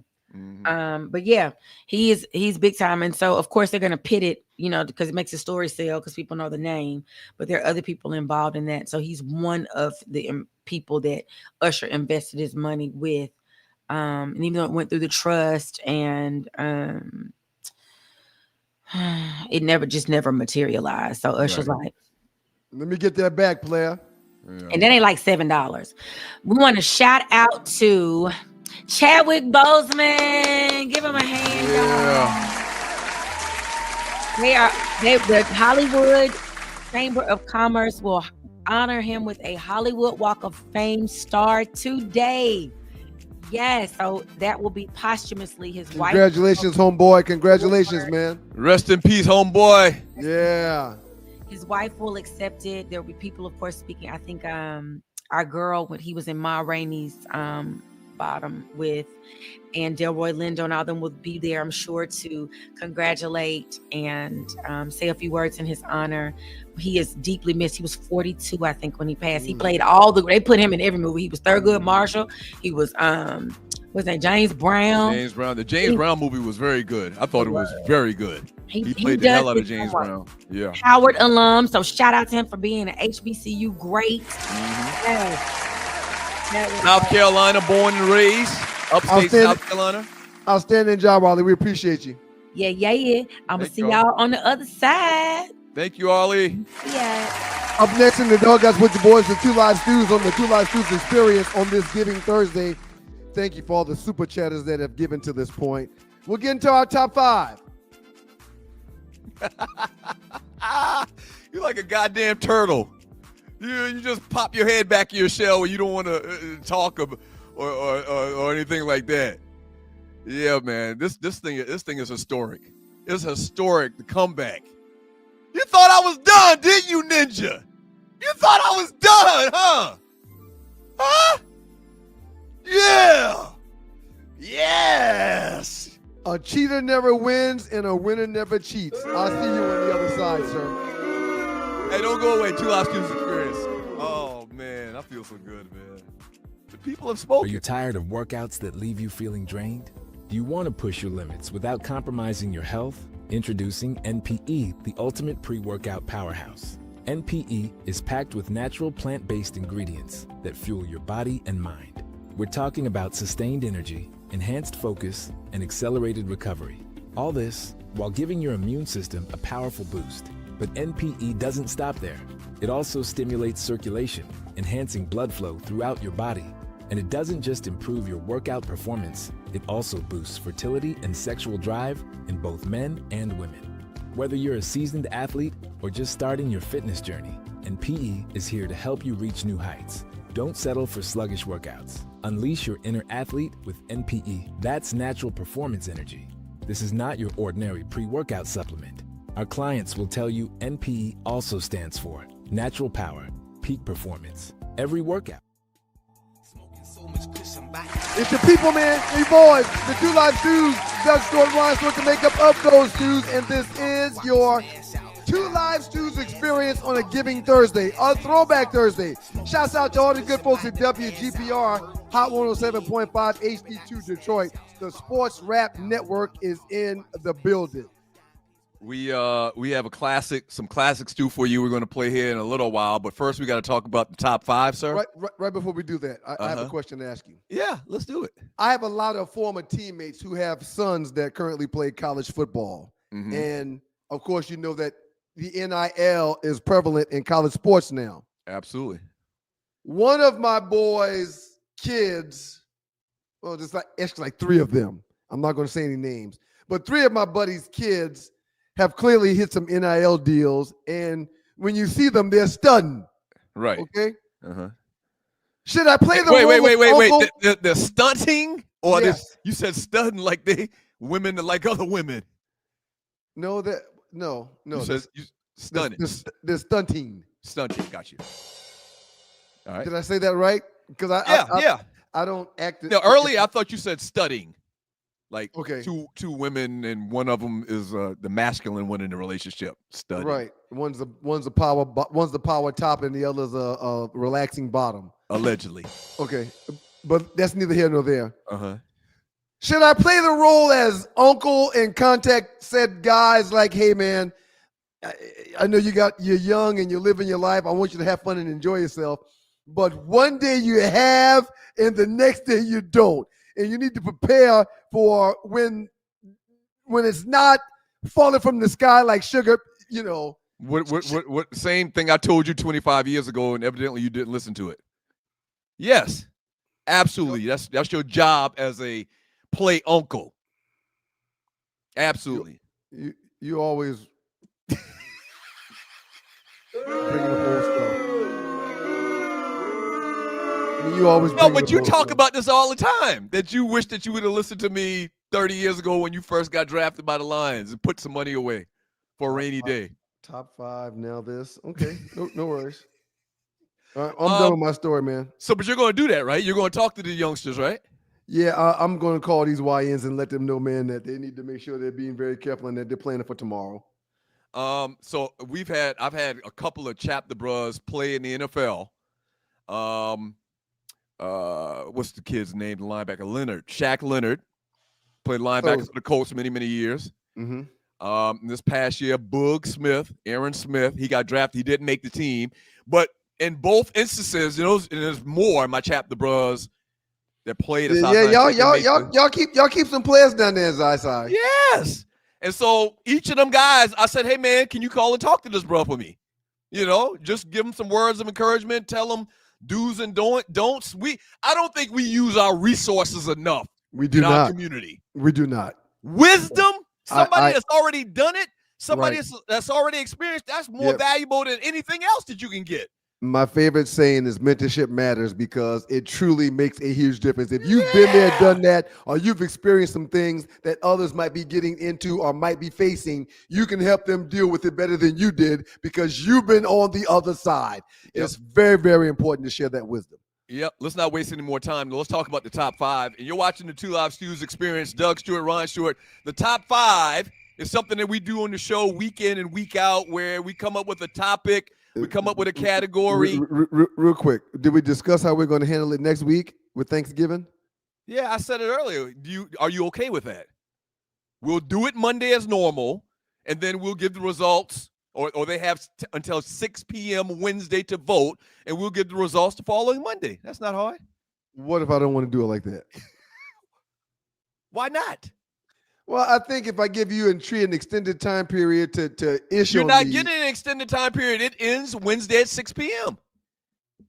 But then if we don't talk about the results, then that gives y'all a few days to manipulate them. No, I'll send the results as a screenshot to everybody on the show, like I do every week, pretty much. I want to think about that. I'm not sure if I want to do that. So we come up with a top 5 list or top 5 subject, and we come up with a list, and we let the listeners vote in the 2 Hours Truth Facebook chat group. This past Monday's top 5 was the top 5 Eddie Murphy movies of all times. True, you want to show Ryan's? Real quick, one of the toughest top 5s we've ever done, correct? Hands down, one of the toughest. It was easy, but I knew that it was going to come down to 1 or 2 different movies because 3 or 4 out of 5 we were going to have the same. So it was about the order, and it was about you putting Boomerang and me putting 48 Hours. It only came down to 1 or 2 difference, and I'm happy to say that I do want to say this. I really thought that I would get more. I really thought I would get more support because I didn't put Trading Places and 48 Hours on there. Now, and I think those ultimately cost me. Right. In normal times, that would work. But 48 Hours and Trading Places and what was the other one? I had Boomerang and Life. You didn't have those Life on movies yours. are just iconic. Like those were like his first movies, and everybody remembers Axel Foley and Billy Ray Valentine. One day or 1 week, y'all want to be self-righteous ninjas that is all about fighting the power, and the next week you guys want to just patronize colonialism. And here was Ryan's top 5 Eddie Murphy movies: Boomerang at number 5, number 4, Life, number 3, Delirious. Oh, and that's another thing. That's another way how you lost too. Nobody bought that whole Delirious was a movie bullshit. Nobody bought that. Well, but we don't even need to discuss that. It was a movie. Yeah, technically it was in the movie category, but I think most people that watch that or fans of Eddie Murphy don't consider that a movie. There was no acting in the movie. When you say movie, we're thinking acting. Hey, man. There was no acting. It was a stand-up routine. You don't get to freaking determine what the definition of a movie is, ninja. Coming in number 2 for Ryan was Coming to Dougie's America. World. This equals a movie. This doesn't equal a movie. Man, shut your ass up. Was there any acting in the movie in Delirious? It's a movie. Period. And then you had Harlem Nights number 1. Tree, show mine. Show my list, please. And you're watching Show my list, please. Here goes my top 5 list. And really, at the end of the day, it came down to Trading Places of 48 Hours. Because we both had Coming to America. You got to move on your list. It's not even represented. You got 48 Hours on there, but you don't even have, man, whatever. We both had Coming to America and Harlem Nights. And so there it goes, man. You were up on me at 1.24 to 20. Or no, you were up on me at 1.23 to 19. Because you won 1 in my 5 or 6 game streak. So I think it was 23 to 19 you had me. But look at God. Yes. Yes. Yes. Don't sleep on Vampire in Brooklyn or Dr. Doolittle. It really did hurt me. For people that listen to the show, no, I'm a huge fan of Norbert. I made a business decision not to put Norbert on my list, and it worked out for the best.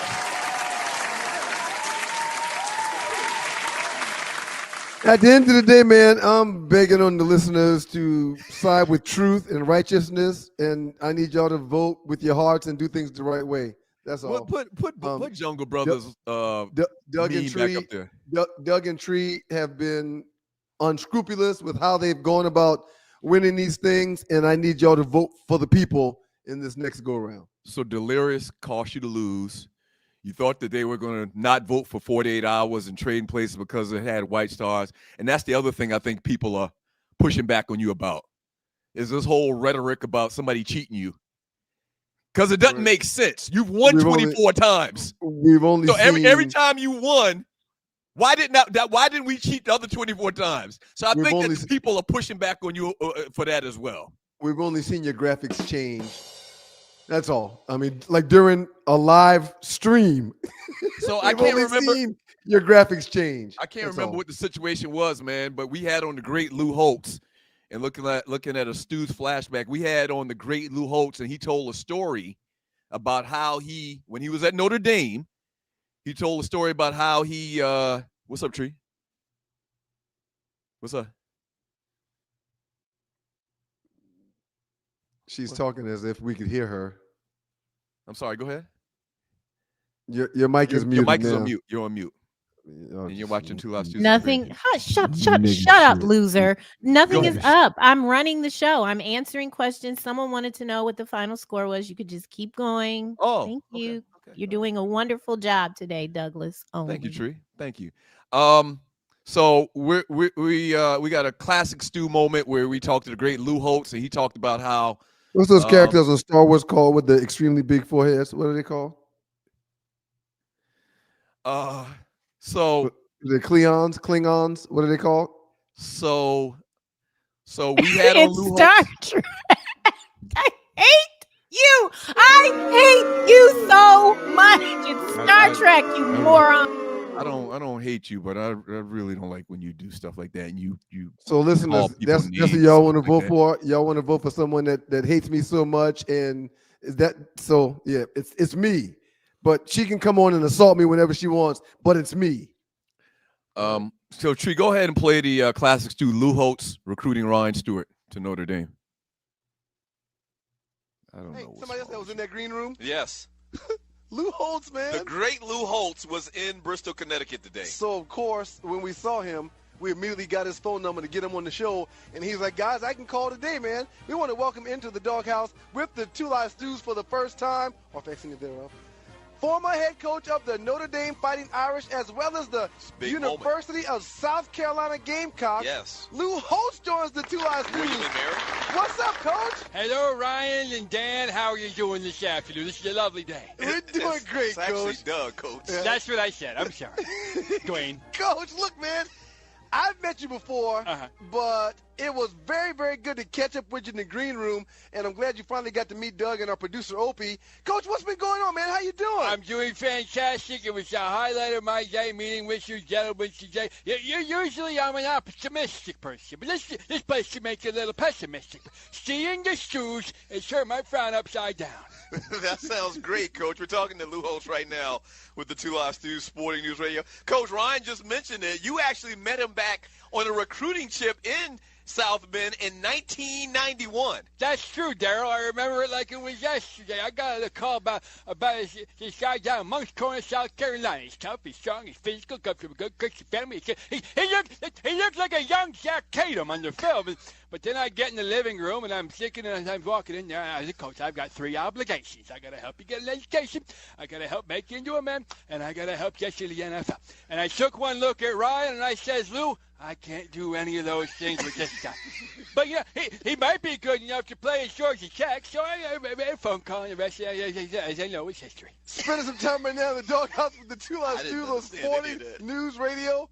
Former head coach, great head coach of college football, Lou Holtz joining us now, current ESPN college football analyst. Coach, speaking of your coaching pedigree and history, what's your most memorable moment as coach? That's a fantastic question there, Ryan. I always love lining up against the University of Miami because of the pride and the tradition and the passion of the rivalry.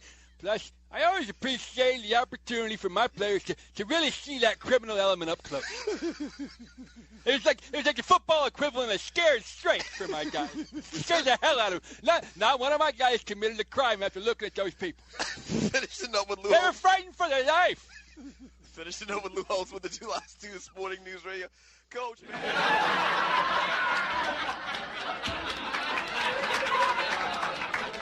Hey, welcome back to the show, Doug Stewart, Ryan Stewart. For some reason, I thought in that clip he was supposed to give us a pep talk. You remember the pep talks he used to do, Lou Holtz? Well, yes, I do remember the pep talks he used to do. Mm-hmm.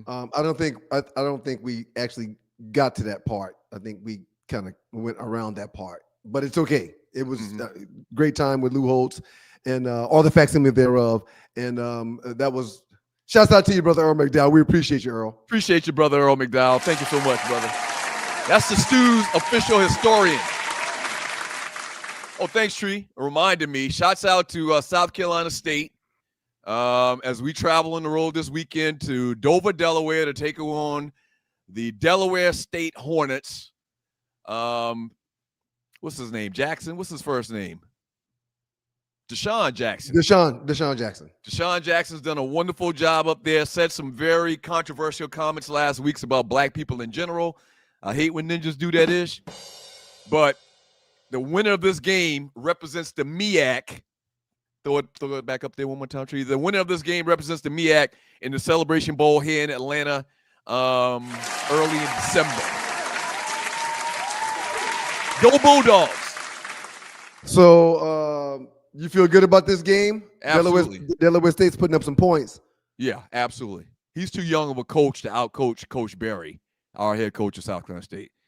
He's too novice of a guy in that position to and we got a good squad. We got a great squad. We may have one of the all-time greatest quarterbacks in MEAC history right now as quarterback for us. Can I ask you a question? Go ahead. Should the Philadelphia Eagles be on upset alert about the game that they've got coming up with the Dallas Cowboys after the way Dallas played last week? Absolutely.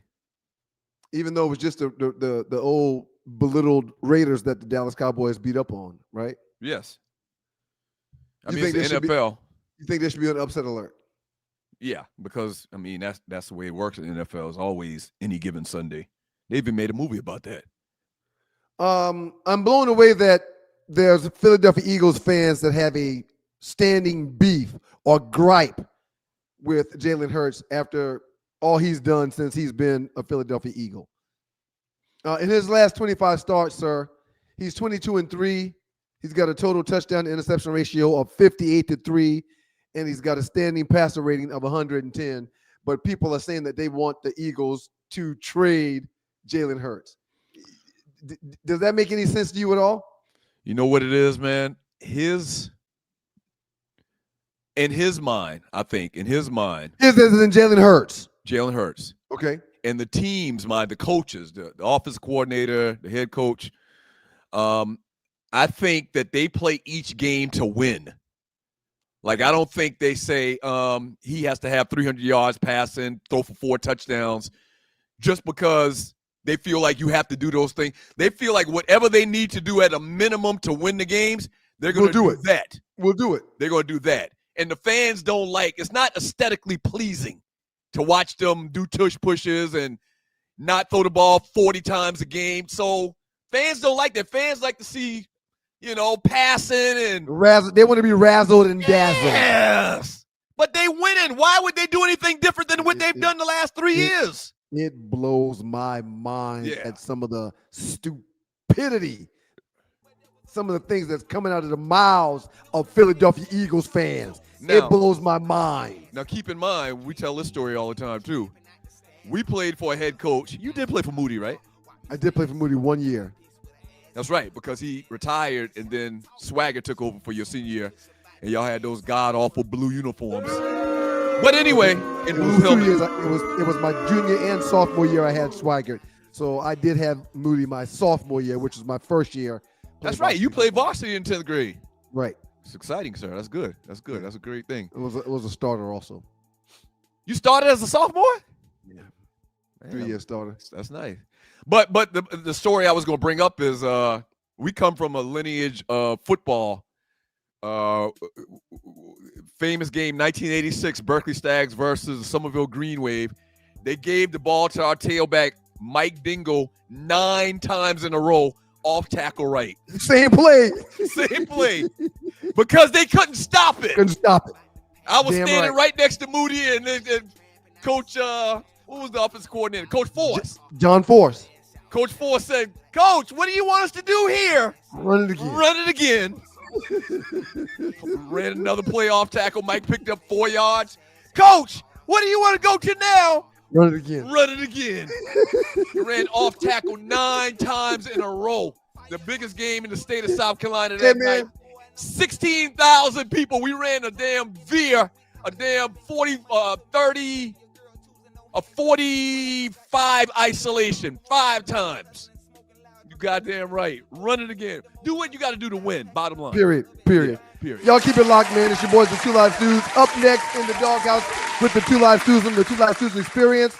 We're going to get into our last 48. We've got a great last 48. And then after that, we got a great 2-minute trespass for y'all. Y'all keep it locked to your boys. You thought this thing was over when you was up 23-19, Shouts out right? to your folks on WGPR Hot 107.5 HD2 FM in Detroit. The Sports Rap Network is in the building. Y'all keep it locked. Last 48 up next. Can't just tuck his head in his shell like a turtle whenever he don't want to talk. Whenever he don't like the conversation. God damn.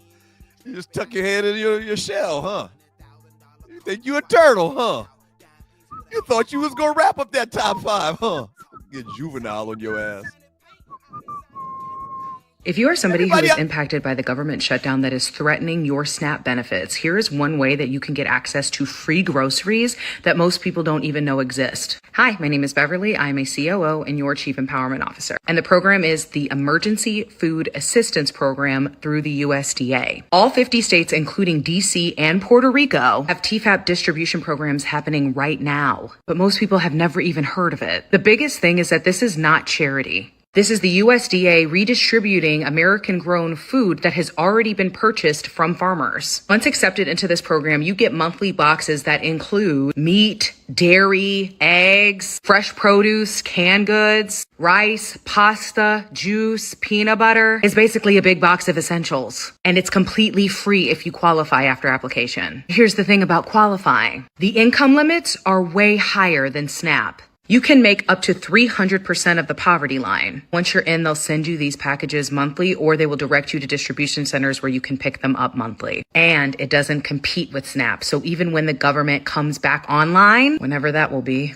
you can still keep the program as long as you meet the income requirements. Go to USDA.gov, or you can just use a search engine to find the Emergency Food Assistance Program. It'll let you click on your state, and it will tell you the distribution centers that are in your area. It walks you through how to apply so that you can get access to these resources now. And if you know any seniors who are struggling with food costs, definitely share this with them, because a lot of seniors qualify even if they are on Social Security and they don't even know. These programs are hidden in plain sight and funded by your tax dollars. Hopefully this will be a resource that is beneficial to you and will help you get access to the groceries you need. It's your boys, the Two Live Stews, Doug Stone, Ryan Stewart, to make up of those stews, and this is your Two Live Stews experience. Good morning, world. We appreciate y'all. Good morning. Good morning. Shouts out to the folks, WGPR 107.5 in the D. Good morning to y'all. Or whatever time of day you're watching this, you could be watching a replay. We got to remember that, sir.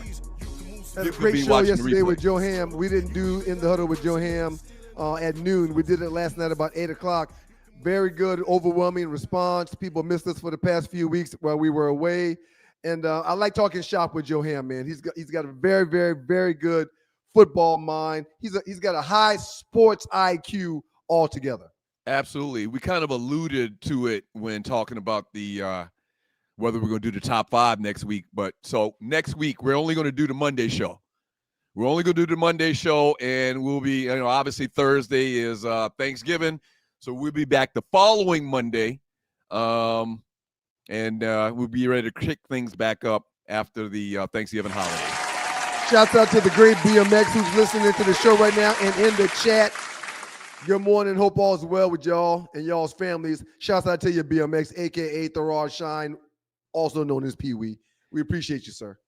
Pee Wee was a nice tailback in second grade. I was about to say, man, I don't remember Pee Wee playing no ball, man. He was totally for his art after third grade.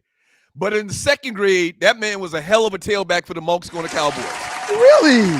Yes. I had no idea that was in his blood. Yeah, he's a year older than me. So him, Spence, all of those cats that we know, they class of 87, I'm class of 88. And so, Pee Wee played tailback for I think the Cowboys. If it wasn't the Cowboys, it was the Stags. There was only 3 teams back in 1977. But he realized where his heart was. His heart was to be an MC. Right. His heart was to be an MC, man. And that was probably the best route for him to take. Yeah, he's really good at that music thing. All right, the last 48, the biggest memes in the Two Live Stews Facebook chat group over the last 48 hours.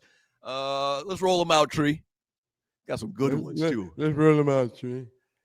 From Mo Sports Network, I'm just in a festive mood, man. It's Thanksgiving. I came back from a 24-19 lead in top 5.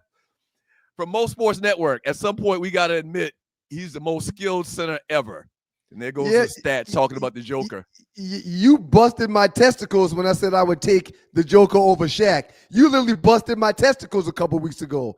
And I wasn't mixing my words. I wasn't mincing my words at all. That doesn't mean you and this guy that posted this are right.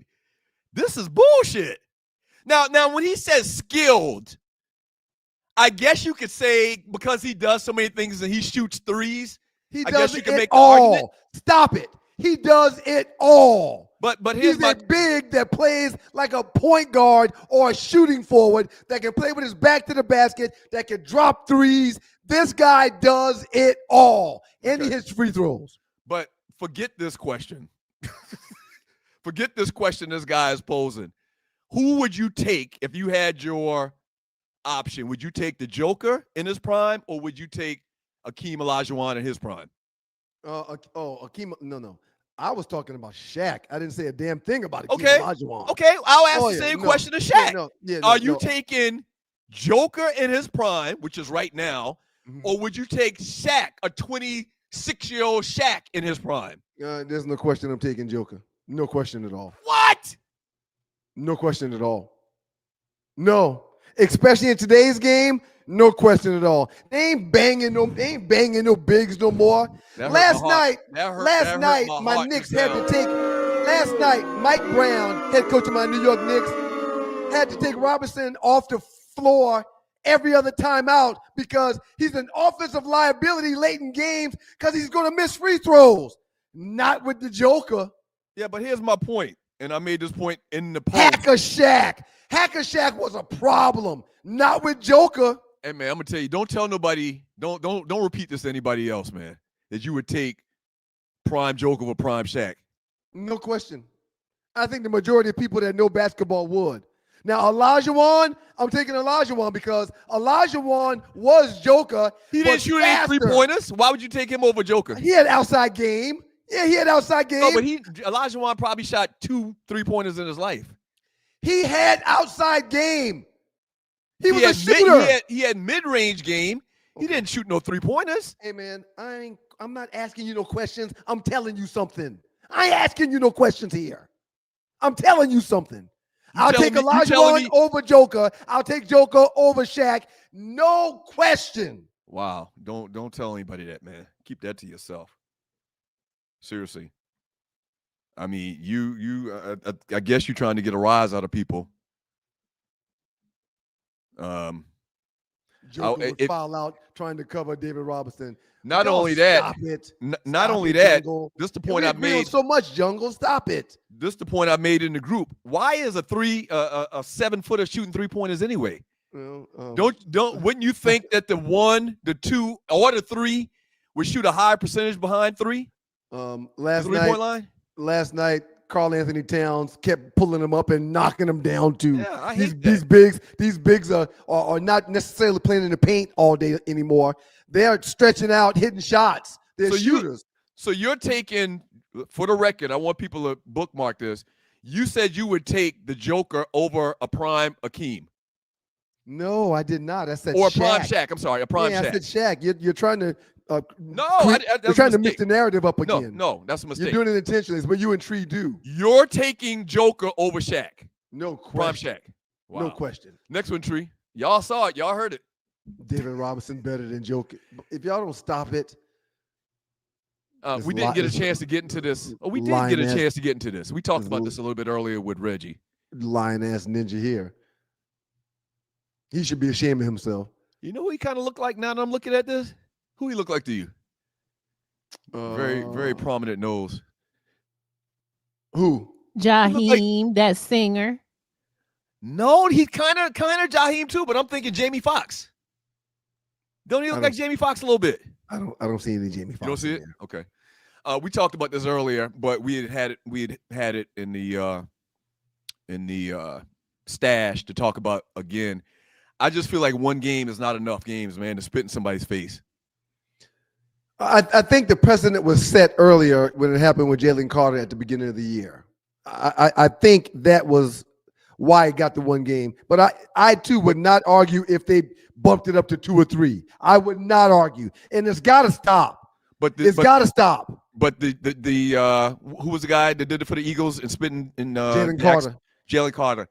Jalen Carter's a little bit easier to explain off. This dude hawk spit in a grown man's face. Here's my thing. If you do something to another man where in most times in the street, back in your hometown or whatever, would cause that person to kill you or want to try to kill you, you shouldn't be able to do it on the football field. You spit in a man's face in any neighborhood in America, chances are you're going to die. It's a 50% chance you're going to die. If he's got access to a weapon, he's going to use said weapon on you. There's nothing that's going to infuriate anybody more than being spat on. And maybe they fine him, like he's going to lose $500,000 for missing one game, right?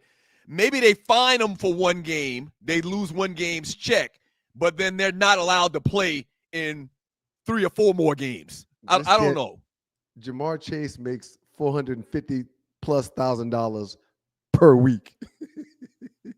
Only in America, man. And he got time to spit on people. That's crazy. And he knew he was wrong because when Ramsey started jaw-jacking him, he didn't even fight back. He was like, yeah, I'll take that. I deserve it. Yeah, I'll take that. I deserve it. He didn't even fight back. He knew he was dead ass wrong. That's the only time I seen a player hawk spit in another dude's face like that was white boy linebacker for the Broncos. Or was it the Broncos? Damn, I'm drawing a blank right now. Romanowski. Romo didn't play for the He was Denver. It was Denver. He was Denver? Yeah. He was a Bronco. No question. Okay. All right. Yeah. Yeah. Romo used to spit in Joker's faces all the time, like it was going out of style, which I still don't understand how he ain't died. 67 Magic City. In today's game, yes, Joker, Doug. Who does LA Lakers Shaq guard in today's game? Right. Ain't nobody coming in there, paint. These cats pulling him out, pulling his big butt out. Yeah. Yeah, you got to be. Hey, man, I love Shaq.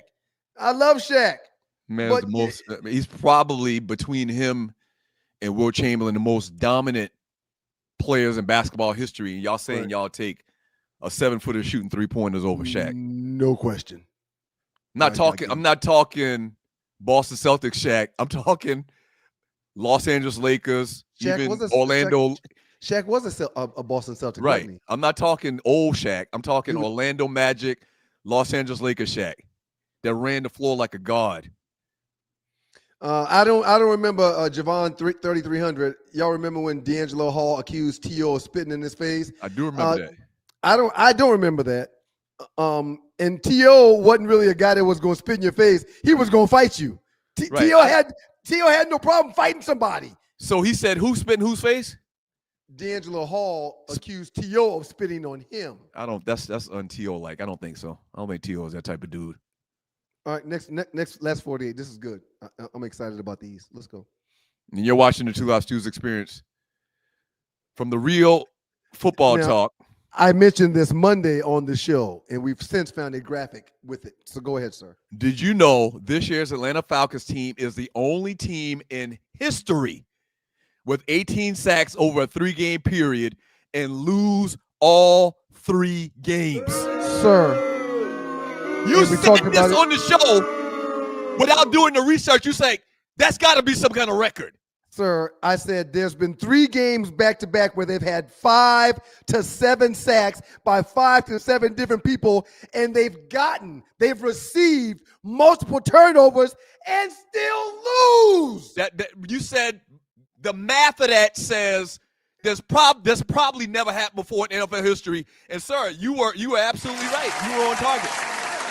You called that. You pulled that out your ass. And it's How true. do we keep sacking the opposing quarterback and getting turnovers to the point where we win the turnover battle, but we're still losing the games?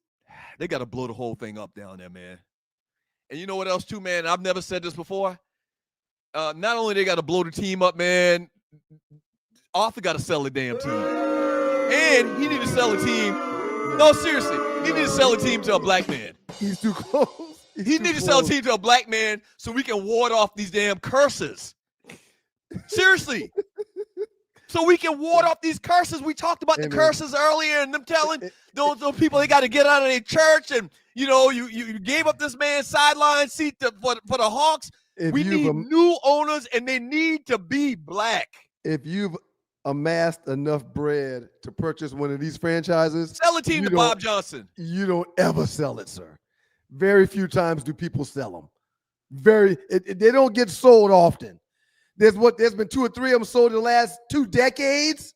Yeah, I mean, it doesn't happen often. It passes down to their kids, if anything. Right. It stays in the family. Yeah. You can't print more money than owning an NFL franchise.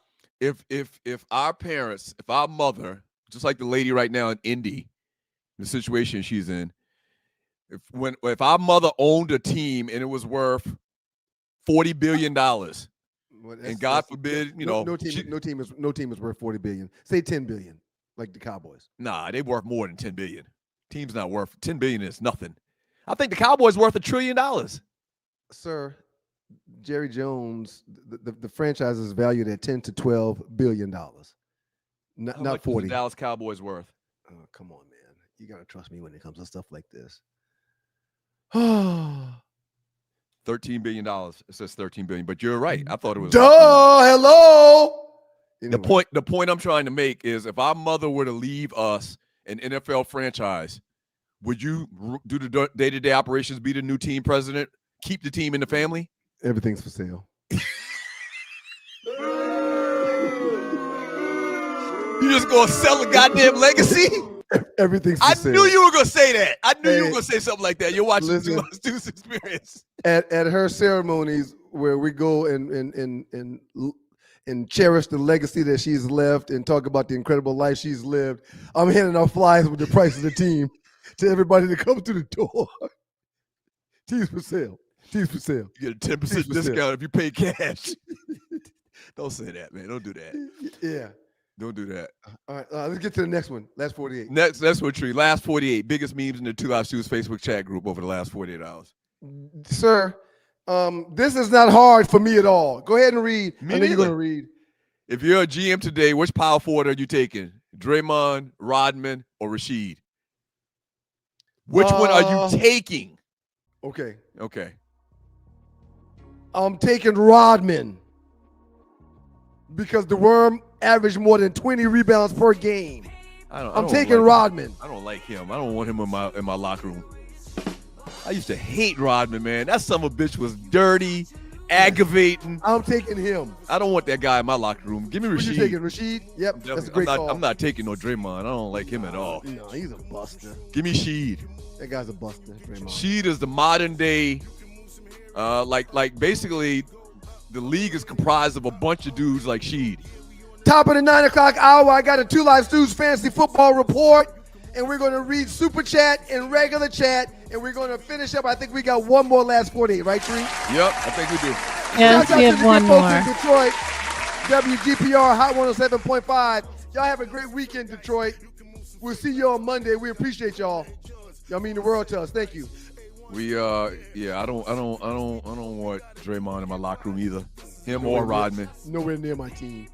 Yeah. But there were several years where Michael Jordan said, hey, if y'all want me to come back, make sure y'all sign the Worm and make him happy. Mm-hmm. Because if the Worm ain't here, I'm not going to be here either. Yeah. All right. Trespass. Can't wait to see what Tree got for us today. Trespass coming up next. Red Steak Poodle. Younger brother, we appreciate you, man. Yep. Don't go away. Two Live Stews.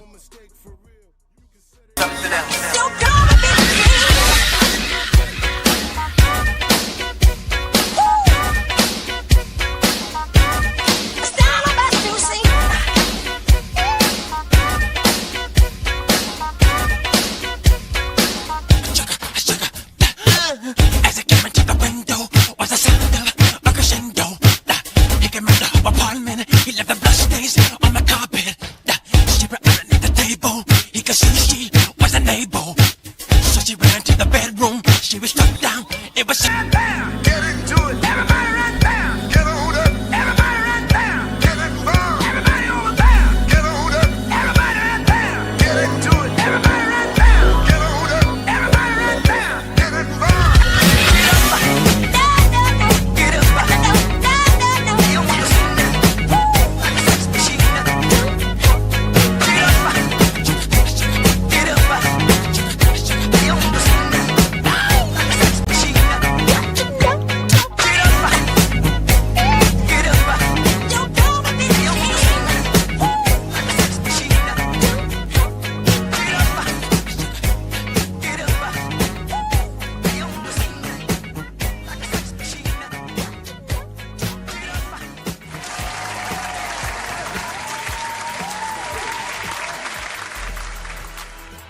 It's your boys, the Two Live Stews, Doug Stewart, Ron Stewart, the makeup of those Two Live Stews. So you had kind of like the best of Prince, the best of Michael Jackson. Their music kind of flip-flop between the two artists. That was pretty dope, Tree. Which will lead us into the last 48 that we have when we get back after we pay these bills. Shouts out to y'all, Detroit. We appreciate y'all. We'll see y'all on Monday. WGPR, peace, love, and blessings. Up next, Super Chatters, Regular Chatters, and our last 48. We'll finish that, and we'll also be doing a Two Live Stews Fantasy Football Report. Y'all keep it locked. Oh, wait a minute. We're not going anywhere. We're back. Yeah, I didn't want to say anything, man. I'm like, must have had one of them gummies this morning. No gummy. I need one. The 2-minute trespass is the break. My apologies. Yeah. So go ahead, Tree. Just move on.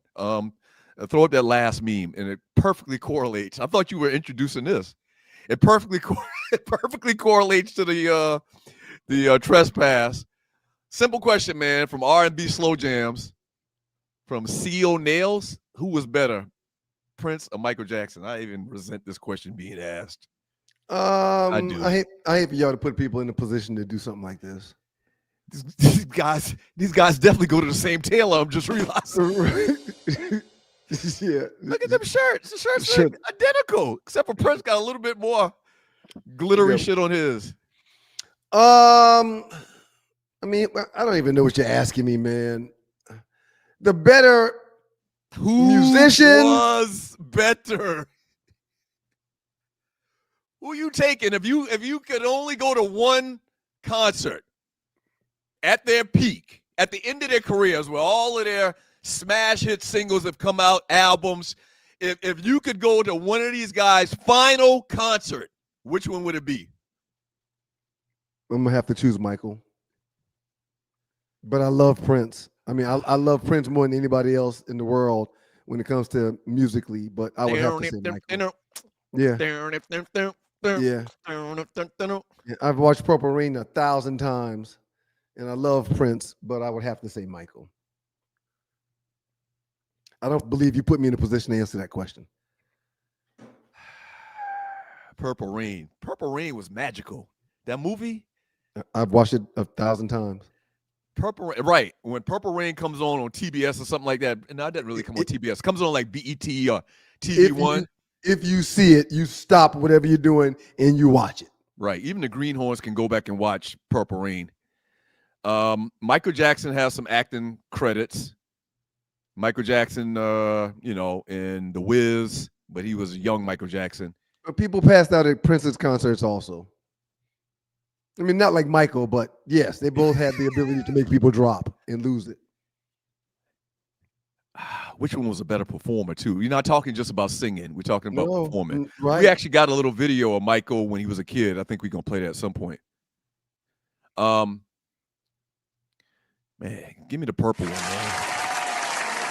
Give me the purple one, man. Right. I'm not mad at that. Give me the purple one, man. Prince meant that shit. Not that mad. Michael didn't, but Prince meant that in his soul. Every verse that man ever uttered was from his heart and his soul. Arlie, you're an arduous. I love him so Prince much. fan. Huh? I love him so much. Oh my God. I miss him too. You know that, Arlie? He's almost like a family member of yours. I know, Doug. Last night, it might have been whenever Dancing with the Stars comes on, they did a whole Prince tribute to them the other night, and so all of the six dancers, the six left in the group, 6 of them were left. They all had to dance to it like a Prince song. They had to do like the Latin foxtrot or the Vietnamese waltz or whatever them things called. They had to do all that to Prince songs, which was very interesting to see how they did, and they gave Prince like his flowers for that. So that was pretty cool. He was just. Purple Rain is the VH1 where Baby Boy is the BET. That is funny, Julius 29C. But you know what? You know what, Arlie and Tree, did you find that video? Did you find the video? Michael Jackson was a prodigy. Roll that video, Tree, if you have it. She's saying give her a second. Yeah.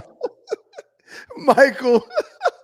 Tito, pass me the tissue. Oh gosh, Michael. And that's I mean, oh man. You can't find a little person that's got that kind of soul in their bodies anymore. You can't find that nowhere. Dude was the definition of a prodigy. My Lord. Like maybe that's the top 5 list. Top 5 prodigies of all time. That's something to think about. That dude, man. Can you imagine Jackie and them? I know they was mad as shit when Joe was like, Michael could be the lead singer. No. They were all in the same room. Huh? Yeah, they were all in the same room. I'm sure they did not argue that at all. As a matter of fact, I'm sure they're like, hey, put that dude out there in the front. They're all in the same room. No, put that dude out in the front. But you don't think you wouldn't feel some type of way? Freaking Jackie looked like he was 6'3". 6'3" tall with your afro, you 6'6", and your little brother is the damn lead singer of the group. This little pipsqueak little 10-year-old kid. Not to make this about you and I, man, but when we interviewed Coach Dennis Swigert years ago, the last question we asked him was, Coach, which Stu was a better player? And he said, I don't know, you guys shouldn't do this. You guys shouldn't make me do this, but let me just say it like this. Doug, you fast, you real quick, you're like a little missile, okay? But your brother, he was bigger, he was just as fast, and he was like a torpedo. That's funny. Put that guy out there. I think I would feel some type of way though, man. If I think I would feel some type of way if my little brother is the lead singer getting all the goddamn women, and I'm 6'5" over here with a big ass afro, and I'm doing little 2 steps in the background. I think I would feel some type of way. It's bigger than it having to be you. Yeah. Let's do what's going to be best for us all. Yeah. That young man provided for an entire lineage of people. Yeah. I'm just joking, obviously. That was. You will not find that type of soul in any little body ever again. Sir, I literally got goosebumps watching that for the first time. When I saw that's goosebumps to see that man. That man is gone. Ah, man. Rest in peace, Michael. All right. Tree. Not yet. We're going to give me a few minutes to do Two Live Stu's Fantasy Football Report. To everybody that's playing with y'all, all right. I really appreciate it. Thank y'all so very much for participating. We do have a money league. Someone's going to win some cheese. I believe 2 people are going to win some cheese. Here are the results from last weekend's games. If you notice, you see at the top of that, the Two Live Stews found a way to get a win. Damn, good for you, man. It's not over. And we're going to keep fighting, man. Wait a minute. It's not over. You still got a chance to make the playoffs? Yeah, the top 6 teams make the playoffs. As a matter of fact, that's where I'll start. 3 weeks left. Everything matters now. The playoff push is officially insane right now. Spots 3 through 7 are separated by basically 1 good week. Every lineup decision, every waiver move, every start, every sit is about to decide who's dancing in the postseason and who's watching from the couch. Port City Pimps and Spice Girl might be chilling at the top, but even they can't slip now. Sigma Dad, Conquering Lion, Prime Ties to Go, all fighting for seeding and trying to lock in their spot. And the real chaos, Stu's Crew and Buster Sigma Stogies, both at 4 and 7, literally inches from jumping into the top 6 if someone ahead of them stumbles and falls. Even the teams down at the bottom are playing spoiler. One upset can wreck someone's whole season. With 3 games left, the margins are razor thin. A single Monday Night Miracle could swing the playoff bracket. Every point counts. Every matchup is basically an elimination match. Buckle up. The next 3 weeks are going to get disrespectful. That's your Two Live Stu's Fantasy Football Report. Shouts out to my cousin Gus for assisting me with this league. We're having a blast. We're having fun. And yes, you still say there's a chance for even me? Yes, there is. Yes, there is.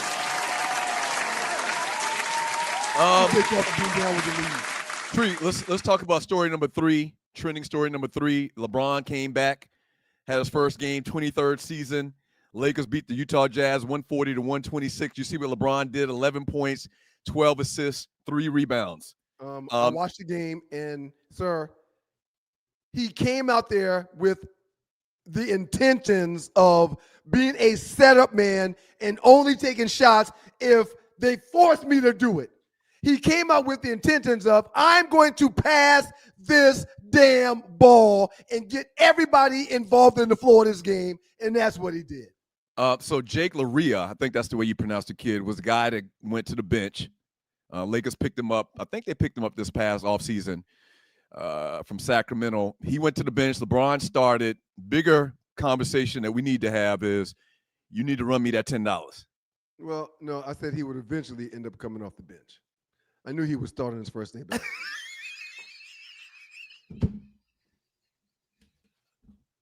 What? What do you mean? I paid you several bets. So you trying to squirm your way out of the $10 you owe me? If you're new to the show, if this is the first time you're watching, we bet the other day. I bet that he would start day one when he came back. Ryan was adamant that he would come off the bench because it's the right thing to do. He should come off the bench. I agree, but I knew that wouldn't happen. We bet $10. The Stewies witnessed it. Run me my money. Words matter. Pull the receipts. Get your jump off. Get your jump off. And pull the receipts. You're gonna have Tree do some work that's not necessary. You're not gonna fess up and pay on your bet. Thank you, Flex Imaging. Boy, Super Chatters came up big today. I can't wait to get into that. Have her pull the receipt. Can you run me my money? Forget that. Can you run me my money? And secondly, I think it's just $1, not 10. I think we agreed to $1 because you don't bet $10. You always bet $1. Now you're lying. But yeah, pull the receipts and we'll get down to the bottom of it. Hey, Tree, I know you're probably searching for it right now. The clip. I don't know don't worry how about I'm it. even okay. Yeah, don't worry about it. Because everyone's saying that you. Oh no, not this. We witnessed it. Yeah, we witnessed it, but that's okay. People saw. It was several bets that we've had this year where I've sent him his money because I didn't want to hear his mouth. He's paid you live on camera. I don't think it's wrong for me to ask for receipts. That's all. Okay. I'm dealing with CTE. Over $10?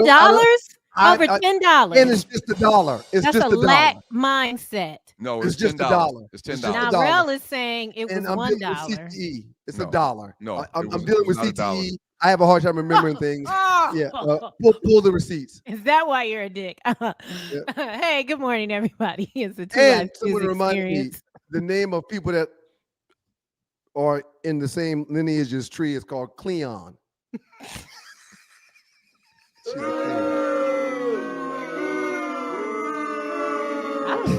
You can. It does not matter. Nothing that anyone says about me at this wonderful age of 52 matters. Sticks and stones may hurt her bones, but words will never. Have a moment. Sorry, go ahead. Hurt her. Stop that, man. What's wrong with you, though? I mean, ever since from the time we went into the pregame, you came in there with a lackluster spirit. There's Thalassians. They have huge craniums. Kind of look like a cage. There's Vulcans, Romulans. They have subtle forehead ridges, depending on the era. And then there's the Caisson, the tall, spiky forehead ridges. But Tree is a Cleon. Well, speaking of big heads, and Doug, I tried to get him to make this a last 48, but apparently Fire Cat is short women, big titty women, women with glasses, and women with big foreheads. So get into it. Oh yeah, there was a meme somebody posted about. So I'll take a big forehead. The best Nutsi. It's the better like, yours wouldn't be considered a 4. Yours would be considered a 7. Well, then that means my shit is considered a 100. Let's go. Well, let's read the chat. Let's read the chat. Thank y'all so much for donating to the show. Thank you for the super chat. Better ask somebody or don't ask nobody. Well, you know what? We weren't supposed to get in the chat right now. Yes, we are. We were. I wanted to talk a little bit about that third story. Okay, go ahead. I'm out. Yeah, real quick. LeBron came back. Wanted to get your thoughts about, what he did. Do you think this is going to continue, even though you won $10? I'm talking about going forward. What do you think? What do you think is going to? How's this going to work out with LeBron and the Lakers going forward? Joe and I talked about it on Inside the Huddle last night. I really think that if JJ had the testicles to approach LeBron, a good friend of his, and say, we really need you to come off the bench, big guy, that would do so much for our team. And if he would be humble enough to do that, that would ultimately put y'all in a position where y'all would definitely get a shot at a title. But I understand LeBron maybe not wanting to come off the bench. And if he can do what he did last night, which was come in to facilitate, it's going to strengthen the opportunity for your Lakers team. So the LaRavia kid, Jake LaRavia, was averaging about 11 points per game. And it's funny because LeBron got 11 points in this game. In his absence, because he sent that kid to the bench. Right. But my point is the way the lineup was before he came back the other night had been working. Right. The LaRavia kid had been playing good, giving good minutes. He was a starter, so he was consistent. They had a very good record. I think most people think that LeBron at this point in his career should be okay with coming off the bench. But he's LeBron. He's LeBron. So I can't be mad at him. Top 10 in MVP votes last year at the age of 40 plus. Yeah. So I get it. I'm not mad, but for the record, OKC is right now at 14-1. For the record, OKC just won a championship. For the record, OKC is 14-1, and they still have a few injuries that are not a part of their roster. For the record, no one's playing better basketball right now than the OKC Thunder. Yeah, I mean they're the world champs, and they got a young team, relatively speaking. But yeah, youngest roster in the NBA, damn near. I like what we were doing before LeBron came back, but I get it, and we're gonna work this thing out, the minutes out over the season. He's an added addition, sir. He's a blessing to have on the roster. As I mentioned before, y'all couldn't be more blessed than to have Luka and LeBron on the same roster. That's hellified defensive strategy for a coordinator to be able to stop those two guys on the same floor. Story number 4, Tree just flashed it just now. Monet Davis is set to be the face of the women's pro baseball league. You remember Monet Davis? How could I forget her? She was in the 8th grade when she took the world by storm. So remember, she was on the cover of Sports Illustrated. Pitcher, she was in the Little League World Series. Yeah. She pitched a shutout in the Little League World Series with the boys. Yeah. Remember that now? Yeah. And cover of Sports Illustrated and this new women's pro baseball league, they are set to make her the face of the league. I am so happy for that young lady because in most situations, great softball players or women baseball players, they didn't have an opportunity to play in a professional league. Like they're putting a lot of money in this thing. This thing is owned by a lot of professional sports owners already. They're going to have facilities galore. They're going to have all of the perks of a real professional league. And Monet Davis is going to be the face of the women's pro baseball league. Congratulations, Monet. She was hot. She's been a star for a very long time. And I think she played college. I think she played for Howard. I should have looked that up. I think she played college softball for Howard. CVW05 says a guy she struck out in the Little League World Series is now in the MLB playing in the majors. Wow. That's big. That's real big. Lucevic said Monet is all grown up. I was wrong. She didn't go to Howard. She went to Hampton, the other HU. They claim they're the real HU. So she went to Hampton and from Philly. So that's big stuff. So congratulations to her. Before we get into the super chat, quick reminder that today at 2:00, Peaches will be shown on Beyond the Gates. So Arlie, her computer crashed out and she had to leave, but she did want me to share with you guys that she's going to be on Beyond the Gates today. All right. So if you're new to the show, Arlie has a role on the hit television daytime soap opera Beyond the Gates, and her character's name is Peaches. So she's on the show sporadically. She'll go weeks without being on it, and she has a very prominent role. But she's been on the last couple of days, so support her. Tell your people to check out Arlie on Beyond the Gates, and also tune into the Two Live Stews. Shout out to you, Arlie. Have an outstanding performance today as Peaches. Who are you laughing at just now? Y'all make sure you keep letting Peaches live. Who are you laughing at just now? I'm just excited about the super chat, man. That's all. Okay. All right. Just excited about the super chat. No. What happened to you? What did he do? He's touching stuff. Don't touch stuff, man. Music keeps popping off. We've I got have a reputation to, adhere. We've got this thing establishing what we do as far as the production of the show. And Douglas, I've been meaning to tell you this. I really appreciate the applause. Like now that you've got it mastered and it doesn't sound like you're singing, like when you like kind of make me cringe. You really have it mastered and it actually works, especially because a lot of people, I say this all the time.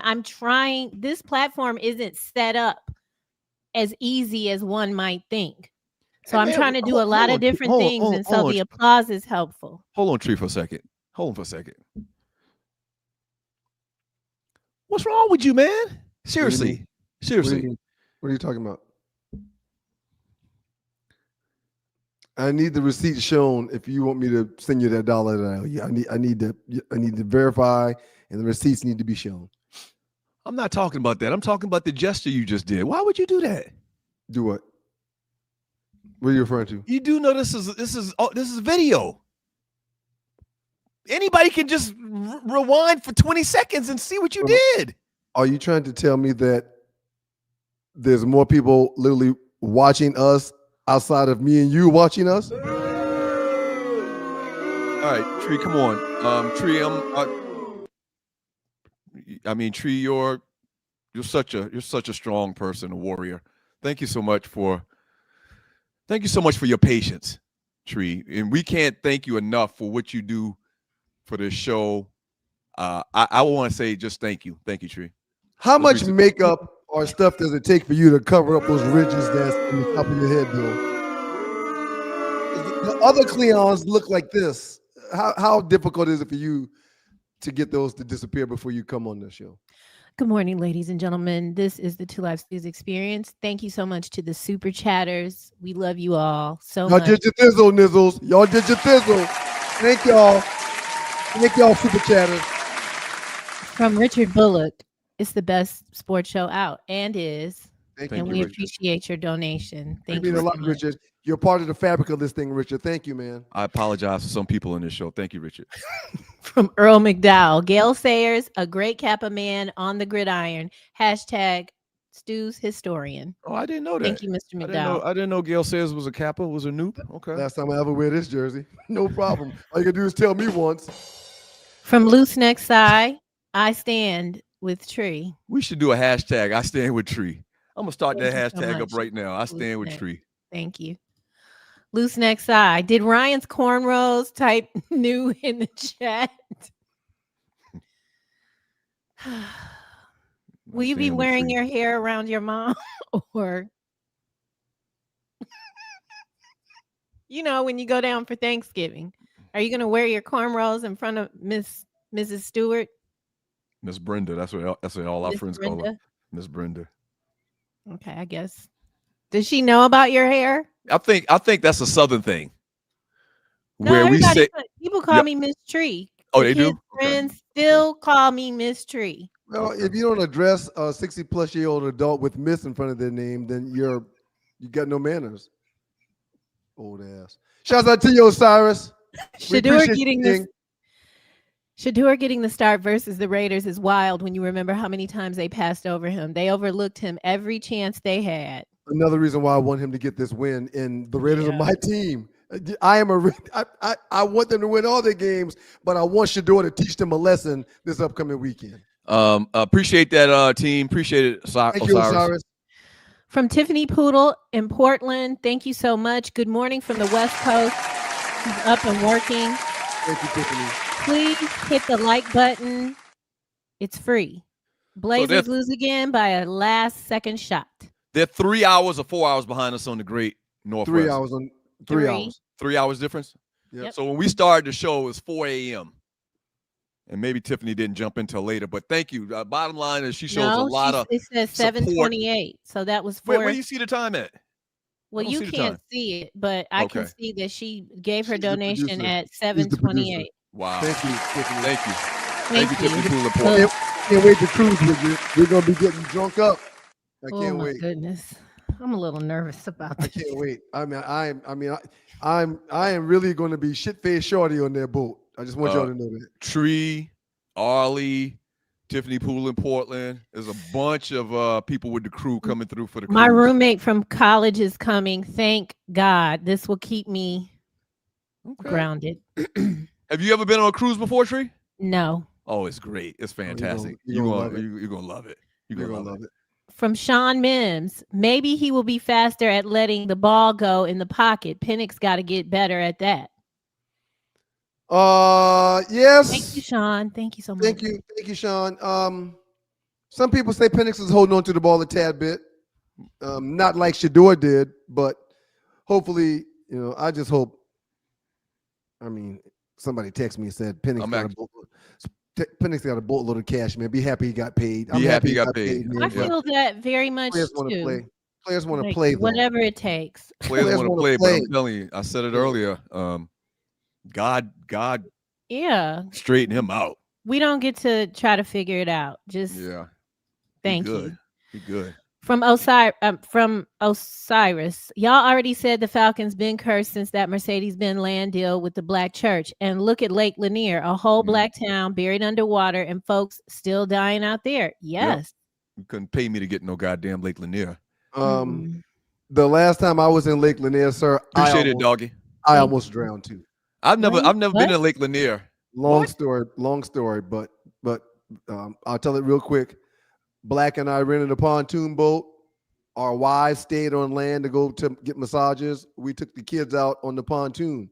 I jump into the lake with my swim shoes on, the shoes that have the toes cut out. Yeah. Well, I jump in there and I'm not swimming with those shoes like I thought, to the point where I had to kick them off.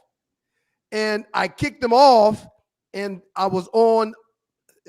I'm even getting nervous telling the story, man, because I think if the boys wasn't on the boat, I might have been like, okay, man, I can't get back to it.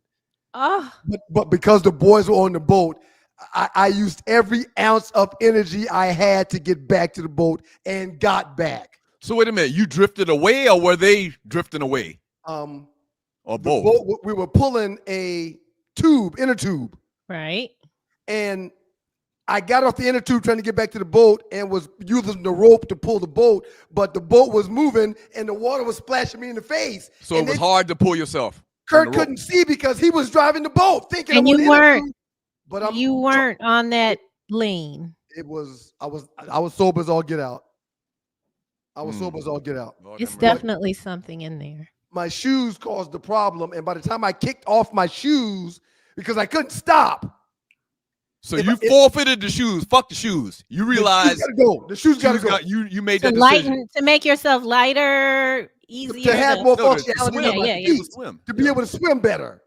Oh my! And the shoes were very expensive, but I kicked them off like my ex-husband had them shoes. I think you told me about this. I don't think you told me that the story in that depth. If Mason and Miles, they were literally on the back of the boat watching me like this. So if I did not see them back there, something tells me I will still be in Lake Lanier someplace, man. For people not from Atlanta, Lake Lanier is a man-made lake. They used it some situation where they built a dam and they flooded out a town full of black folks. The town was a black town. Like only black people stayed in this area. Rosewood type shit. And every year, a couple of people drown in Lake Lanier. A couple every year. Usher's son drowned in Lake Lanier. We haven't been back out there since. And to that point, we used to go out there yearly, but we hadn't been back there since. Swimmers. These are not people who can't swim. Right. Oh, no. I've been swimming since 6 years old, 7 years old. I told the story of mine a couple weeks ago. I hate even getting into it. From Frederick Anderson. Blessings to the Stews, Tree, and Arlie. Thank you, Frederick, because we need the blessings over here. Hashtag Stand With Tree is in the Two Live Stews Facebook chat group. Please click a like to show your support for Tree. We love you, Tree. Despite what some people say and do around here, we love you, Tree. Doug is speaking for himself. From Loose Neck, did she steal the black lacquer set everybody get from with the flutes? Y'all had that furniture, the black lacquer with the flute on the. Talking about the lady from the Potomac. Mia's. Oh yeah, I think I had that in my first apartment. I had that for sure. Shouts out to Bobby V. I bet that's fun. Damn. I don't think we can do that. We shouldn't do that. From Till Dog. Thank you so much. Good morning, gang. How about a shout out to my entrepreneurial oldest daughter on relaunching her massage and bodyworks business? Good luck, Shanice. Good luck. God Good is luck, good. Shanice. Good luck, Shout Shanice. out to you, Till Dog. Till Shout out Dog. to you, Is she on Shanice. Blessings, Instagram? Shanice. Can we get her at? Yes, Like, yes. come on, Yeah. Dad. Give The us name a of the good. business. Is it in we Atlanta? have to remind people, man, when you donate, if you want to promote your business in Atlanta, a brick and mortar, or if you're anywhere in the world, you got a website that we can get to your website. We thank you for the donations, but the donation always comes with the tag, promote your business as well. That's right. Absolutely. And it doesn't even matter if you donate $5 or $500. We're going to read your promotion, your URL, your website, and that's what we can do. You mentioned Michael. You mentioned Michael Penix Jr. earlier. Should the Minnesota Vikings give up on J.J. McCarthy? Should they also be looking for another quarterback? Because he appears to be, I don't know a cleaner way to say this. He appears to be ass. Right. Nah, they're not going to give up on him. Not that fast. The Falcons wouldn't give up on Penix if it wasn't forced upon them. The injuries. Okay. Yeah. Okay. I love this man. He needs a segment. I mean, he just be breaking for Black History 2026. Osiris. Thank you, bro. I need to get with you. Love and Hip Hop's Mona Scott Young, Shade Room's Angelica Nwandu. They're Haitian and Nigerian Americans. They never bash their roots. Exactly. They only spotlight slave descendant train wrecks. Makes Black folks the punchline, but not their culture. He is correct. I didn't know Mona Scott. So Mona Scott is the producer of Love and Hip Hop, like a lot of raunch, a lot of raunchiness. And then Angelica runs the Shade Room. And I didn't know Mona was I know Angelica is Nigerian, but he is correct. And some people suspect that the Shade Room is actually in cahoots with the Trump people. Oh boy. Like, because again, like he said, they push out. It's smut. Mm-hmm. And we love smut sometimes. I mean, we let Ryan stay here, but there's a time and place for everything. Exactly. It's like that whole I'm a laugh. It's that whole Deshaun Jackson shit he said the other day about the fight that Grambling and I think it was Alabama State had. He talked about the ghetto always comes out in us. Nigga, people fight in sports all the time. That's why you're gonna beat their ass this weekend. Right, exactly. From Loose Neck. Thank you, Loose Neck. Doug happy like his Crime Stoppers tip led to an arrest. You talk about the top 5 win. You absolutely right. You're absolutely right. I'm happy. Well, you should be. That is very impressive. Like, I mean, and let's talk about it. Like, you came back happened? From nothing, and I think your words. Thank you. I got the mic now. So at some point I was killing him at the beginning. You remember, right? Yeah. So I was killing him, and I think I took him for granted, and then I think he stepped his game up. I was like, I'm killing this guy. I don't put that much work and thought into it. I'm the top 5 king. And so I said to myself one day, you about to lose, nigga. Stand by me, Lord. You better get this shit together. And so that's when I started. That's when I started taking it more serious, and I really stand by me. Plotted and strategized, and so I'm back. I'm back, and thank y'all for voting. Well, I'm proud of you. It's very impressive. He thought it was over. He thought it was over. And then I did like Troy Geddes. It ain't over yet. It ain't over till God says it's done. Okay, that's what you need to know. Shouts out to you, Paul Blast with the big ass. Shouts out to you, bro. Mr. Melvin Eccles. Wow. Good morning. Melvin. Thank you, Melvin. You all, it's a blessing to be here another year. Thanksgiving came fast. It flew by. This year's flown by. Happy Thanksgiving, everybody. Would anyone named Ryan like to put up $500 on his GT versus my Bulldogs? That's right. We got to ask Morgan first. What's it? Old-fashioned hate? Old-fashioned hate. Good old-fashioned hate. Good old-fashioned Melvin, hate. let's see what the line is for that game, and I'll definitely consider the points. I don't think he's talking about a line. I don't think he's now, can you tell everybody who Melvin is, though, before we Shouts out to the great get up out of here? towing owner and proprietor, Melvin Echols. The phone number to Bay 11 Towing is 404-770-6949.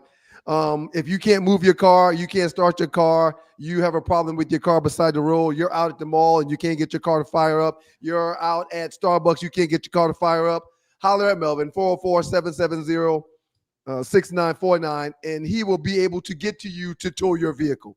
He promises two things. One, to be on time, a timely arrival after you call to receive his services, and two, competitive pricing. He's not trying to hit you across the head. He's trying to get you back on the road. That's all. Shouts out to you, Melvin. We appreciate you, brother. Thank you, Melvin. 404-770-6949. We appreciate you, Melvin. Thank you, Mr. Echols. You're a true man. From Dark Sun Rider, Raheem and the GM gotta go, Doug. Sorry. Yeah. After speaking with my LB, who's the biggest Falcons fan that I know, he said the only thing that's in place that has been part of the problem from day one since Arthur Blank has been the owner is Rich McKay. Right. That's the consistent. That's the only consistent thing with the Falcons franchise right now is Rich McKay. Right. From Loose Neck Side, if Ryan was part owner of an NFL team, Caitlin Clark would have her own suite. Yeah. Just like Travis Kelce's girlfriend pulling up and being there every time. Yeah, Caitlin would be a huge draw for someone's franchise. They would gift her a suite for sure. So Put her in the owner's box. This whole thing with the Falcons puts us in a very compromising position because we want the brother. Right. We want the brothers to succeed. Speaking of brother, I mean. Speaking of brothers. And Terry. The brother hadn't shown the capacity to be able to succeed. They need to shake him down. Terry Fontenot, GM of the team, Raheem Morris, the head coach. I can't argue for them no more, man. Is that somebody's theme music? Yes, but who we can argue for? Brother man in the building. What up, Doug? What up, though, Doug, Ryan, Arlie, Tree? Okay, Tree, getting your electrifying mojo on. If you know, you know. Prince versus Michael. Have a wonderful weekend. I do know. Brother man. Have a wonderful weekend, brother man. Brother man, I need you to email me, please. I'm going to put my email up. Please email me. Hey, I need to talk to you as soon as possible. Tree, you didn't comment about the Michael Jackson Prince thing, I don't think. No, I didn't because thoughts? I don't really. Tree's also an accomplished singer as well. Seriously. Thank you, brother man. Seriously. What's your thoughts on MJ or Prince? I don't really like to. It's hard to pit that, those two against each other. But Thank you, brother man. It's Michael for me. I'm seriously right. I don't dislike Prince. Was that not eerie to see Michael as a kid sing like that? The man's got a voice of an angel. When you see a child with that on them at that young age, destined. That's God. That's God. Yeah. Exactly. You came here. You came here with a purpose. Wow. So, yeah. Thank you, brother man. Thank you so much. Email me, brother man, please. Thank you.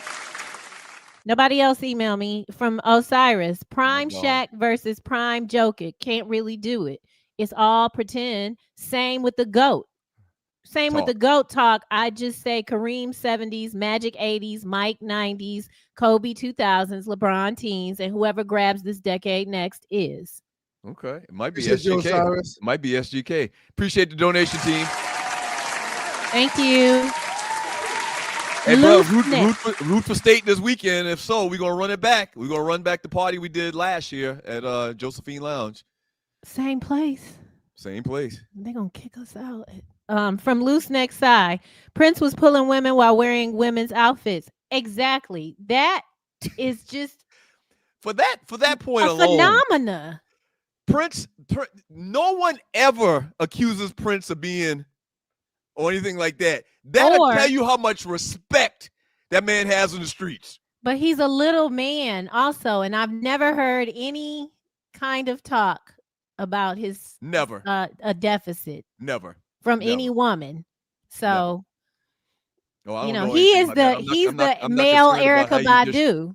I'm not concerned with how he's dishing it out, but well, I am. I mean, I'm not concerned, but I'm saying that matters. Size matters. He ain't dishing out nothing right now. He pushing up daisies. From Brother Man. Thank you, Brother Man. Prince was the original Mr. Steal Your Girl with heels on. Exactly. Thank you, brother man. Thank you, brother man. Wow.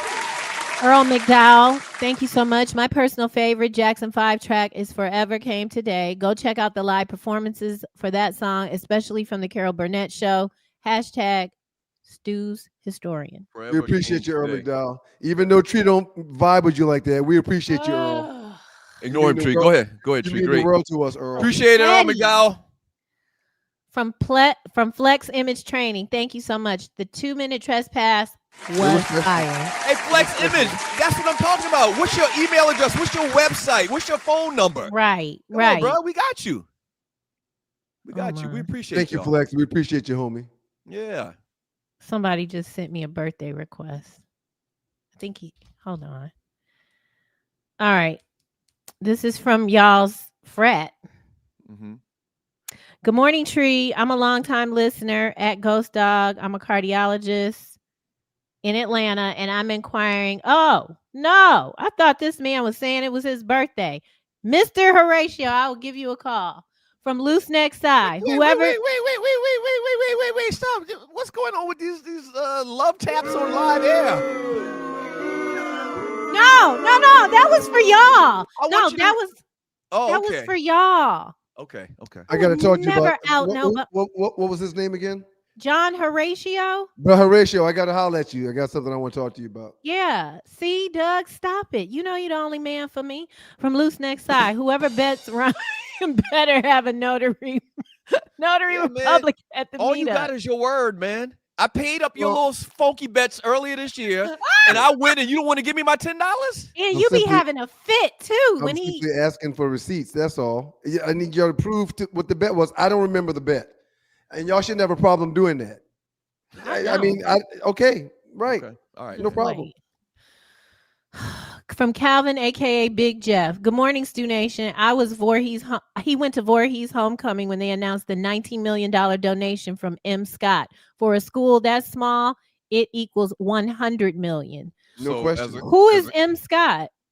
Talking Jeff about, Bezos' ex-wife. Yeah, we talked about keeps this giving stuff. out all the money to McKinsey. HBCUs. McKinsey. Okay. Right. I talked about the other day. Been on Voorhees' campus several times. I'm not gonna say a lot. It's probably like 30 minutes away from South Carolina State, and that's one. They're a very small school. If they can get 100 mil, run us out 150 mil. They did not give 100 mil. She gave them 19. 19. But he's saying that's the equivalent of 100 for the size of the school. Right. We need to talk to that young lady because we need it She's too. coming, Doug. Just simmer down. It happens easily and effortlessly. From Loose Neck. What do Ryan's cornrows do for the other 5 days? I'm just trying to figure out, are they coming to Thanksgiving? That's all I asked. Right. What do they do, Ryan? This man paid for you to answer his question. I think what we're gonna do too is make sure and get some video and photographic evidence of how illustrious the cornrows are at Thanksgiving. Exactly. When you're together. From Sydney Action Jackson, thank you so much. I would have donated more, but Ryan constantly dissing Tree, but constantly swinging off Caitlin Clark, vulva, killed my spirit of giving. The man went 6th grade science class and you vulva. You're causing about Caitlin's vulva. I've never done that. But he's saying you're swinging off of it, and you're disparaging me, a black woman. That does everything in my power to make sure you shine. Motherfucker. Sound like People Stephen A. Smith they saying, man. People question the whole woman versus Cleon thing, but it's neither here nor there. Steve, they say you sound like Stephen A, man.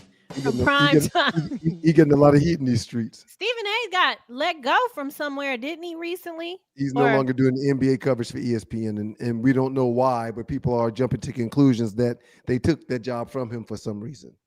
Well, I mean, he's losing a vast part of his listener base, meaning the black community, because of his behavior. Yeah, a lot of people are done with him. He's literally attacking Jasmine Crockett.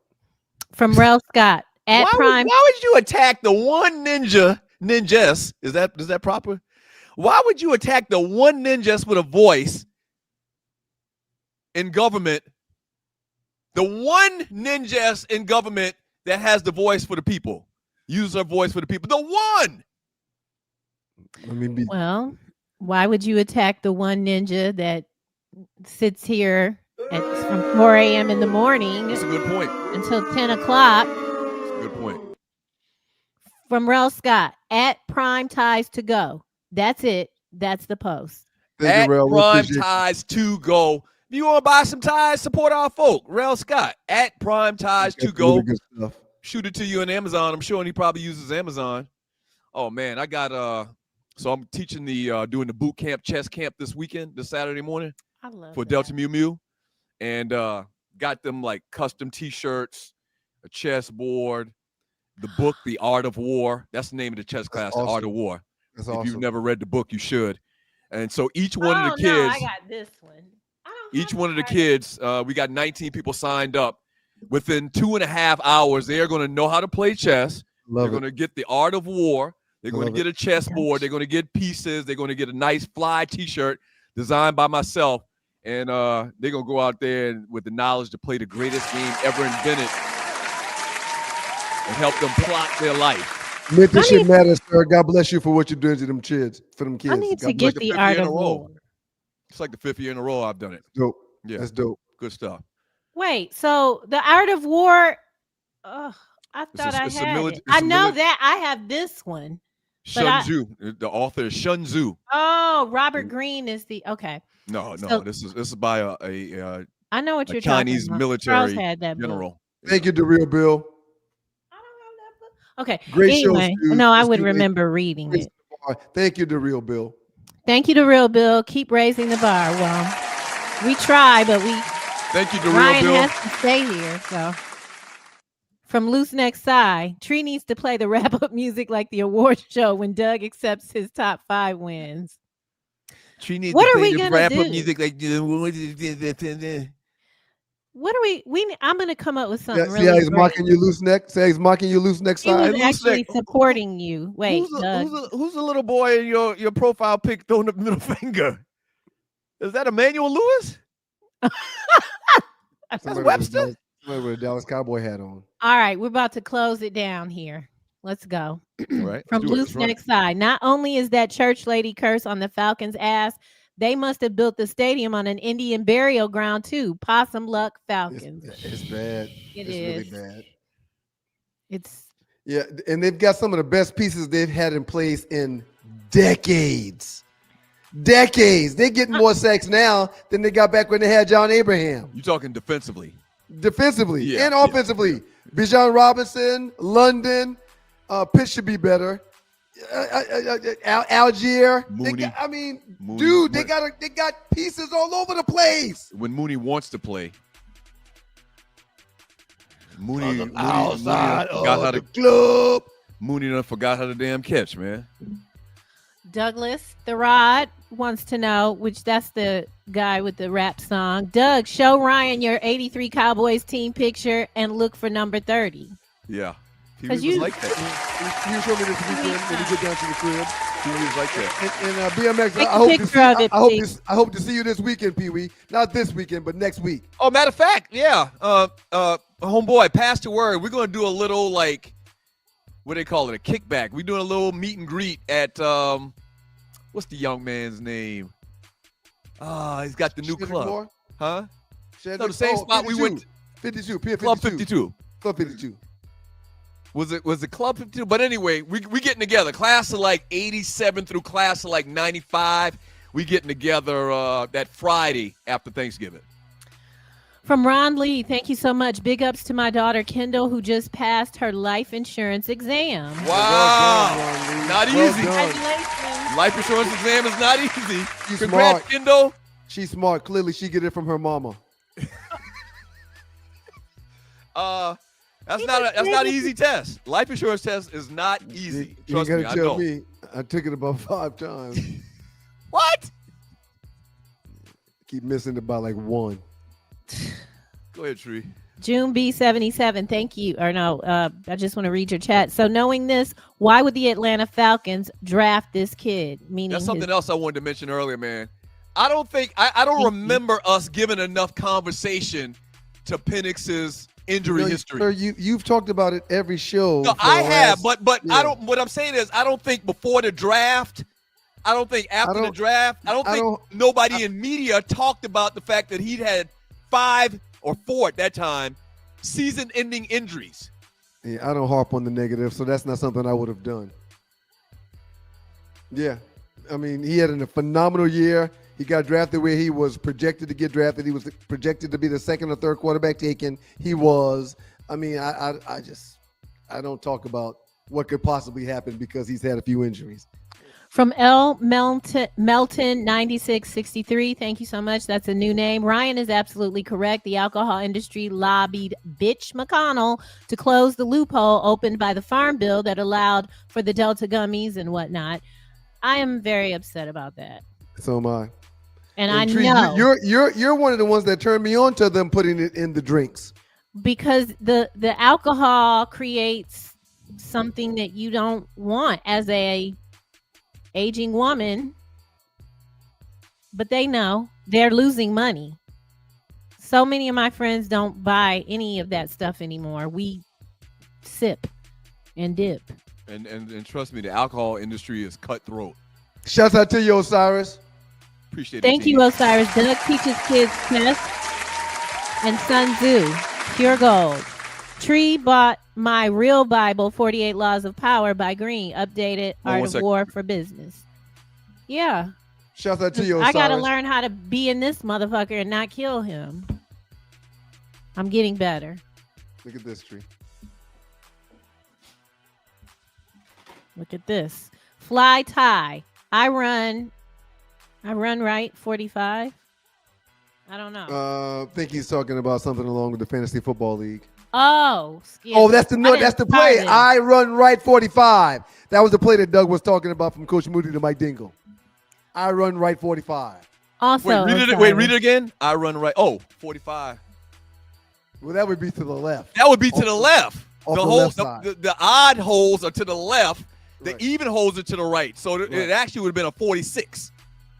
Unless it was The being six ran hole- on the the- left. the six hole- I would trust Ty's thoughts about the play versus yours. Last one, and then I'm out.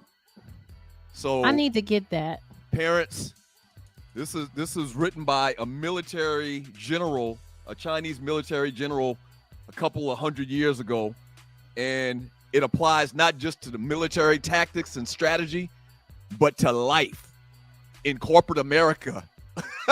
It applies to so many different things, and the rhinos, each kid taking the class this weekend gets a copy and That's urged to read wonderful. it. Yeah. Loose Neck says he orders gummies from Georgia Hemp because of Ryan turning me on to them. Shout out to you, Loose Neck. Appreciate you, pimp. Yep. Ma Diddy 803. Another great show. Much love, Stews, Tree, Arlie. Thank you, See Ma y'all Diddy. on Monday. Thank you, Ma Diddy. We appreciate you, Claire. Last one. Sydney Action Jackson. Remember, boys and girls, when Lamar was having his dispute with the Ravens, the Falcons were one of the teams they said were not interested in Lamar, but Kirk Cousins was a priority. And you know Big that whole thing was collusion. Yeah. The owners agreed that they're not going to make offers for him so he could drive up the price. It was bullshit. But you're exactly right. This guy is on pace to go down as maybe the greatest quarterback in history. Falcons didn't even make an offer for him. Falcons didn't even make an offer for him. Well, everybody knew he would re-sign with Baltimore. Everybody don't know shit until it happens. Everyone have a wonderful weekend. Thank you so much for putting up. Thank you, Tree. Thank you. Great job. Great work. job, Tree. We'll see you Monday, Tree. Giving Tree an A+ today. Outstanding job, Tree Taylor. Congratulations, you did well. Still trying to figure out how you get the makeup to cover those ridges in your forehead, Tree.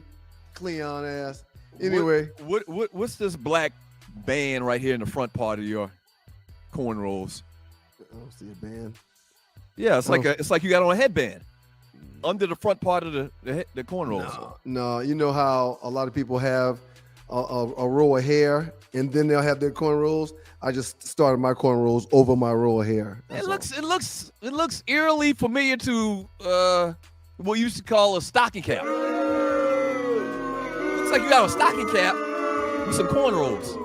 A+ to Tree, A+ to Ollie. Ollie did an outstanding job. Thank you, Ollie. We really appreciate all you're doing for the crews, all you're doing with the stews. Quick reminder, y'all, Ollie will be on Beyond the Gates today at 2 o'clock. Y'all catch her episode out. She's been filming for the last few weeks, so let Peaches live. Shouts out to you, Ollie. You get an A+. Thank you. To all the super chatters, Melvin Eccles, 404-770-6949. Brother Man, thank y'all so very much. Can't name all of y'all, but definitely wanted to hit those super chatters out. Shouts out to y'all, super chatters. Y'all get an A+. Thank you for your contribution. Thank you, super chatters. And the regular chatters, y'all good people too, because y'all create conversation for the stews. Absolutely. Y'all allow us to talk about different things. Sometimes we're putting out questions and y'all are giving us answers to keep us on track. So thank all the regular chatters as well. Y'all get an A+ too. To all the dogs and poodles that call the show and pass the word and ask folks, if you're not stewing, what the heck are you doing? We got something special for you. An A+. Thank y'all so very much. Did you give me a grade? You gave me a grade, right? Hurt people, real. You gave me a grade, right? What was my grade? You get an A+, Doug. Outstanding job. You get an A too, man. Run me my money, though. Really appreciate it. I'm just asking for the clarification on the amount of the bet and what the bet actually was. Right. God is good all the time, and all the time God is good. If you don't know him, you need to find him and show him love. That's all he's showing you. Nothing but love. Congratulations on the top 5 win, Doug. Congratulations. Hey, man, they said we couldn't do it. This is just where I wanted you. Tell it. This is just where I wanted you. Tell the truth. You were up 23-19. You thought it was over, right? It's never over till the fat lady sings. Right. So you've heard that in locker rooms your whole life. Why did you just laid down, man? Or maybe I'm just better at top 5 than you. We're going to see. The people going to determine. So we're good with doing it Monday. I'll show and you. we'll get the results that you're following better. Monday. Is that okay? You agree to that? I want to think about it over the weekend. I'll let you know. Y'all be careful in those streets. A lot of people. A lot of good football going on this weekend. I don't feel Shouts out this way. Shador Sanders. I don't feel this way, but a lot of people are sick of the top 5. They want to go away. So maybe we finish up next week, and then we start over in a week or two, but we go to 10 as opposed to going to 25. Can we start over in the new year, please? Not in a week or two. I might be one of the people sick of it. What did I do to the people for them to talk about me and my hair the way that they've been talking about me and my hair? Yeah, your hair looks very peculiar, man. It looks it's something I can't figure out about your hair. You big dummy. Y'all be careful in those streets. Y'all be safe. Look forward to seeing y'all on Monday for more Two Live Stews, experience. Something I can't figure out. Don't about leave, your hair. Doug. Please don't leave. You need to I gotta do go. this. I gotta go for real. Ryan, I need You you to do talking about the Christmas stuff? Yes. Okay. All right. I got. Let's do it. Let's run it. Y'all be careful this weekend. Peace.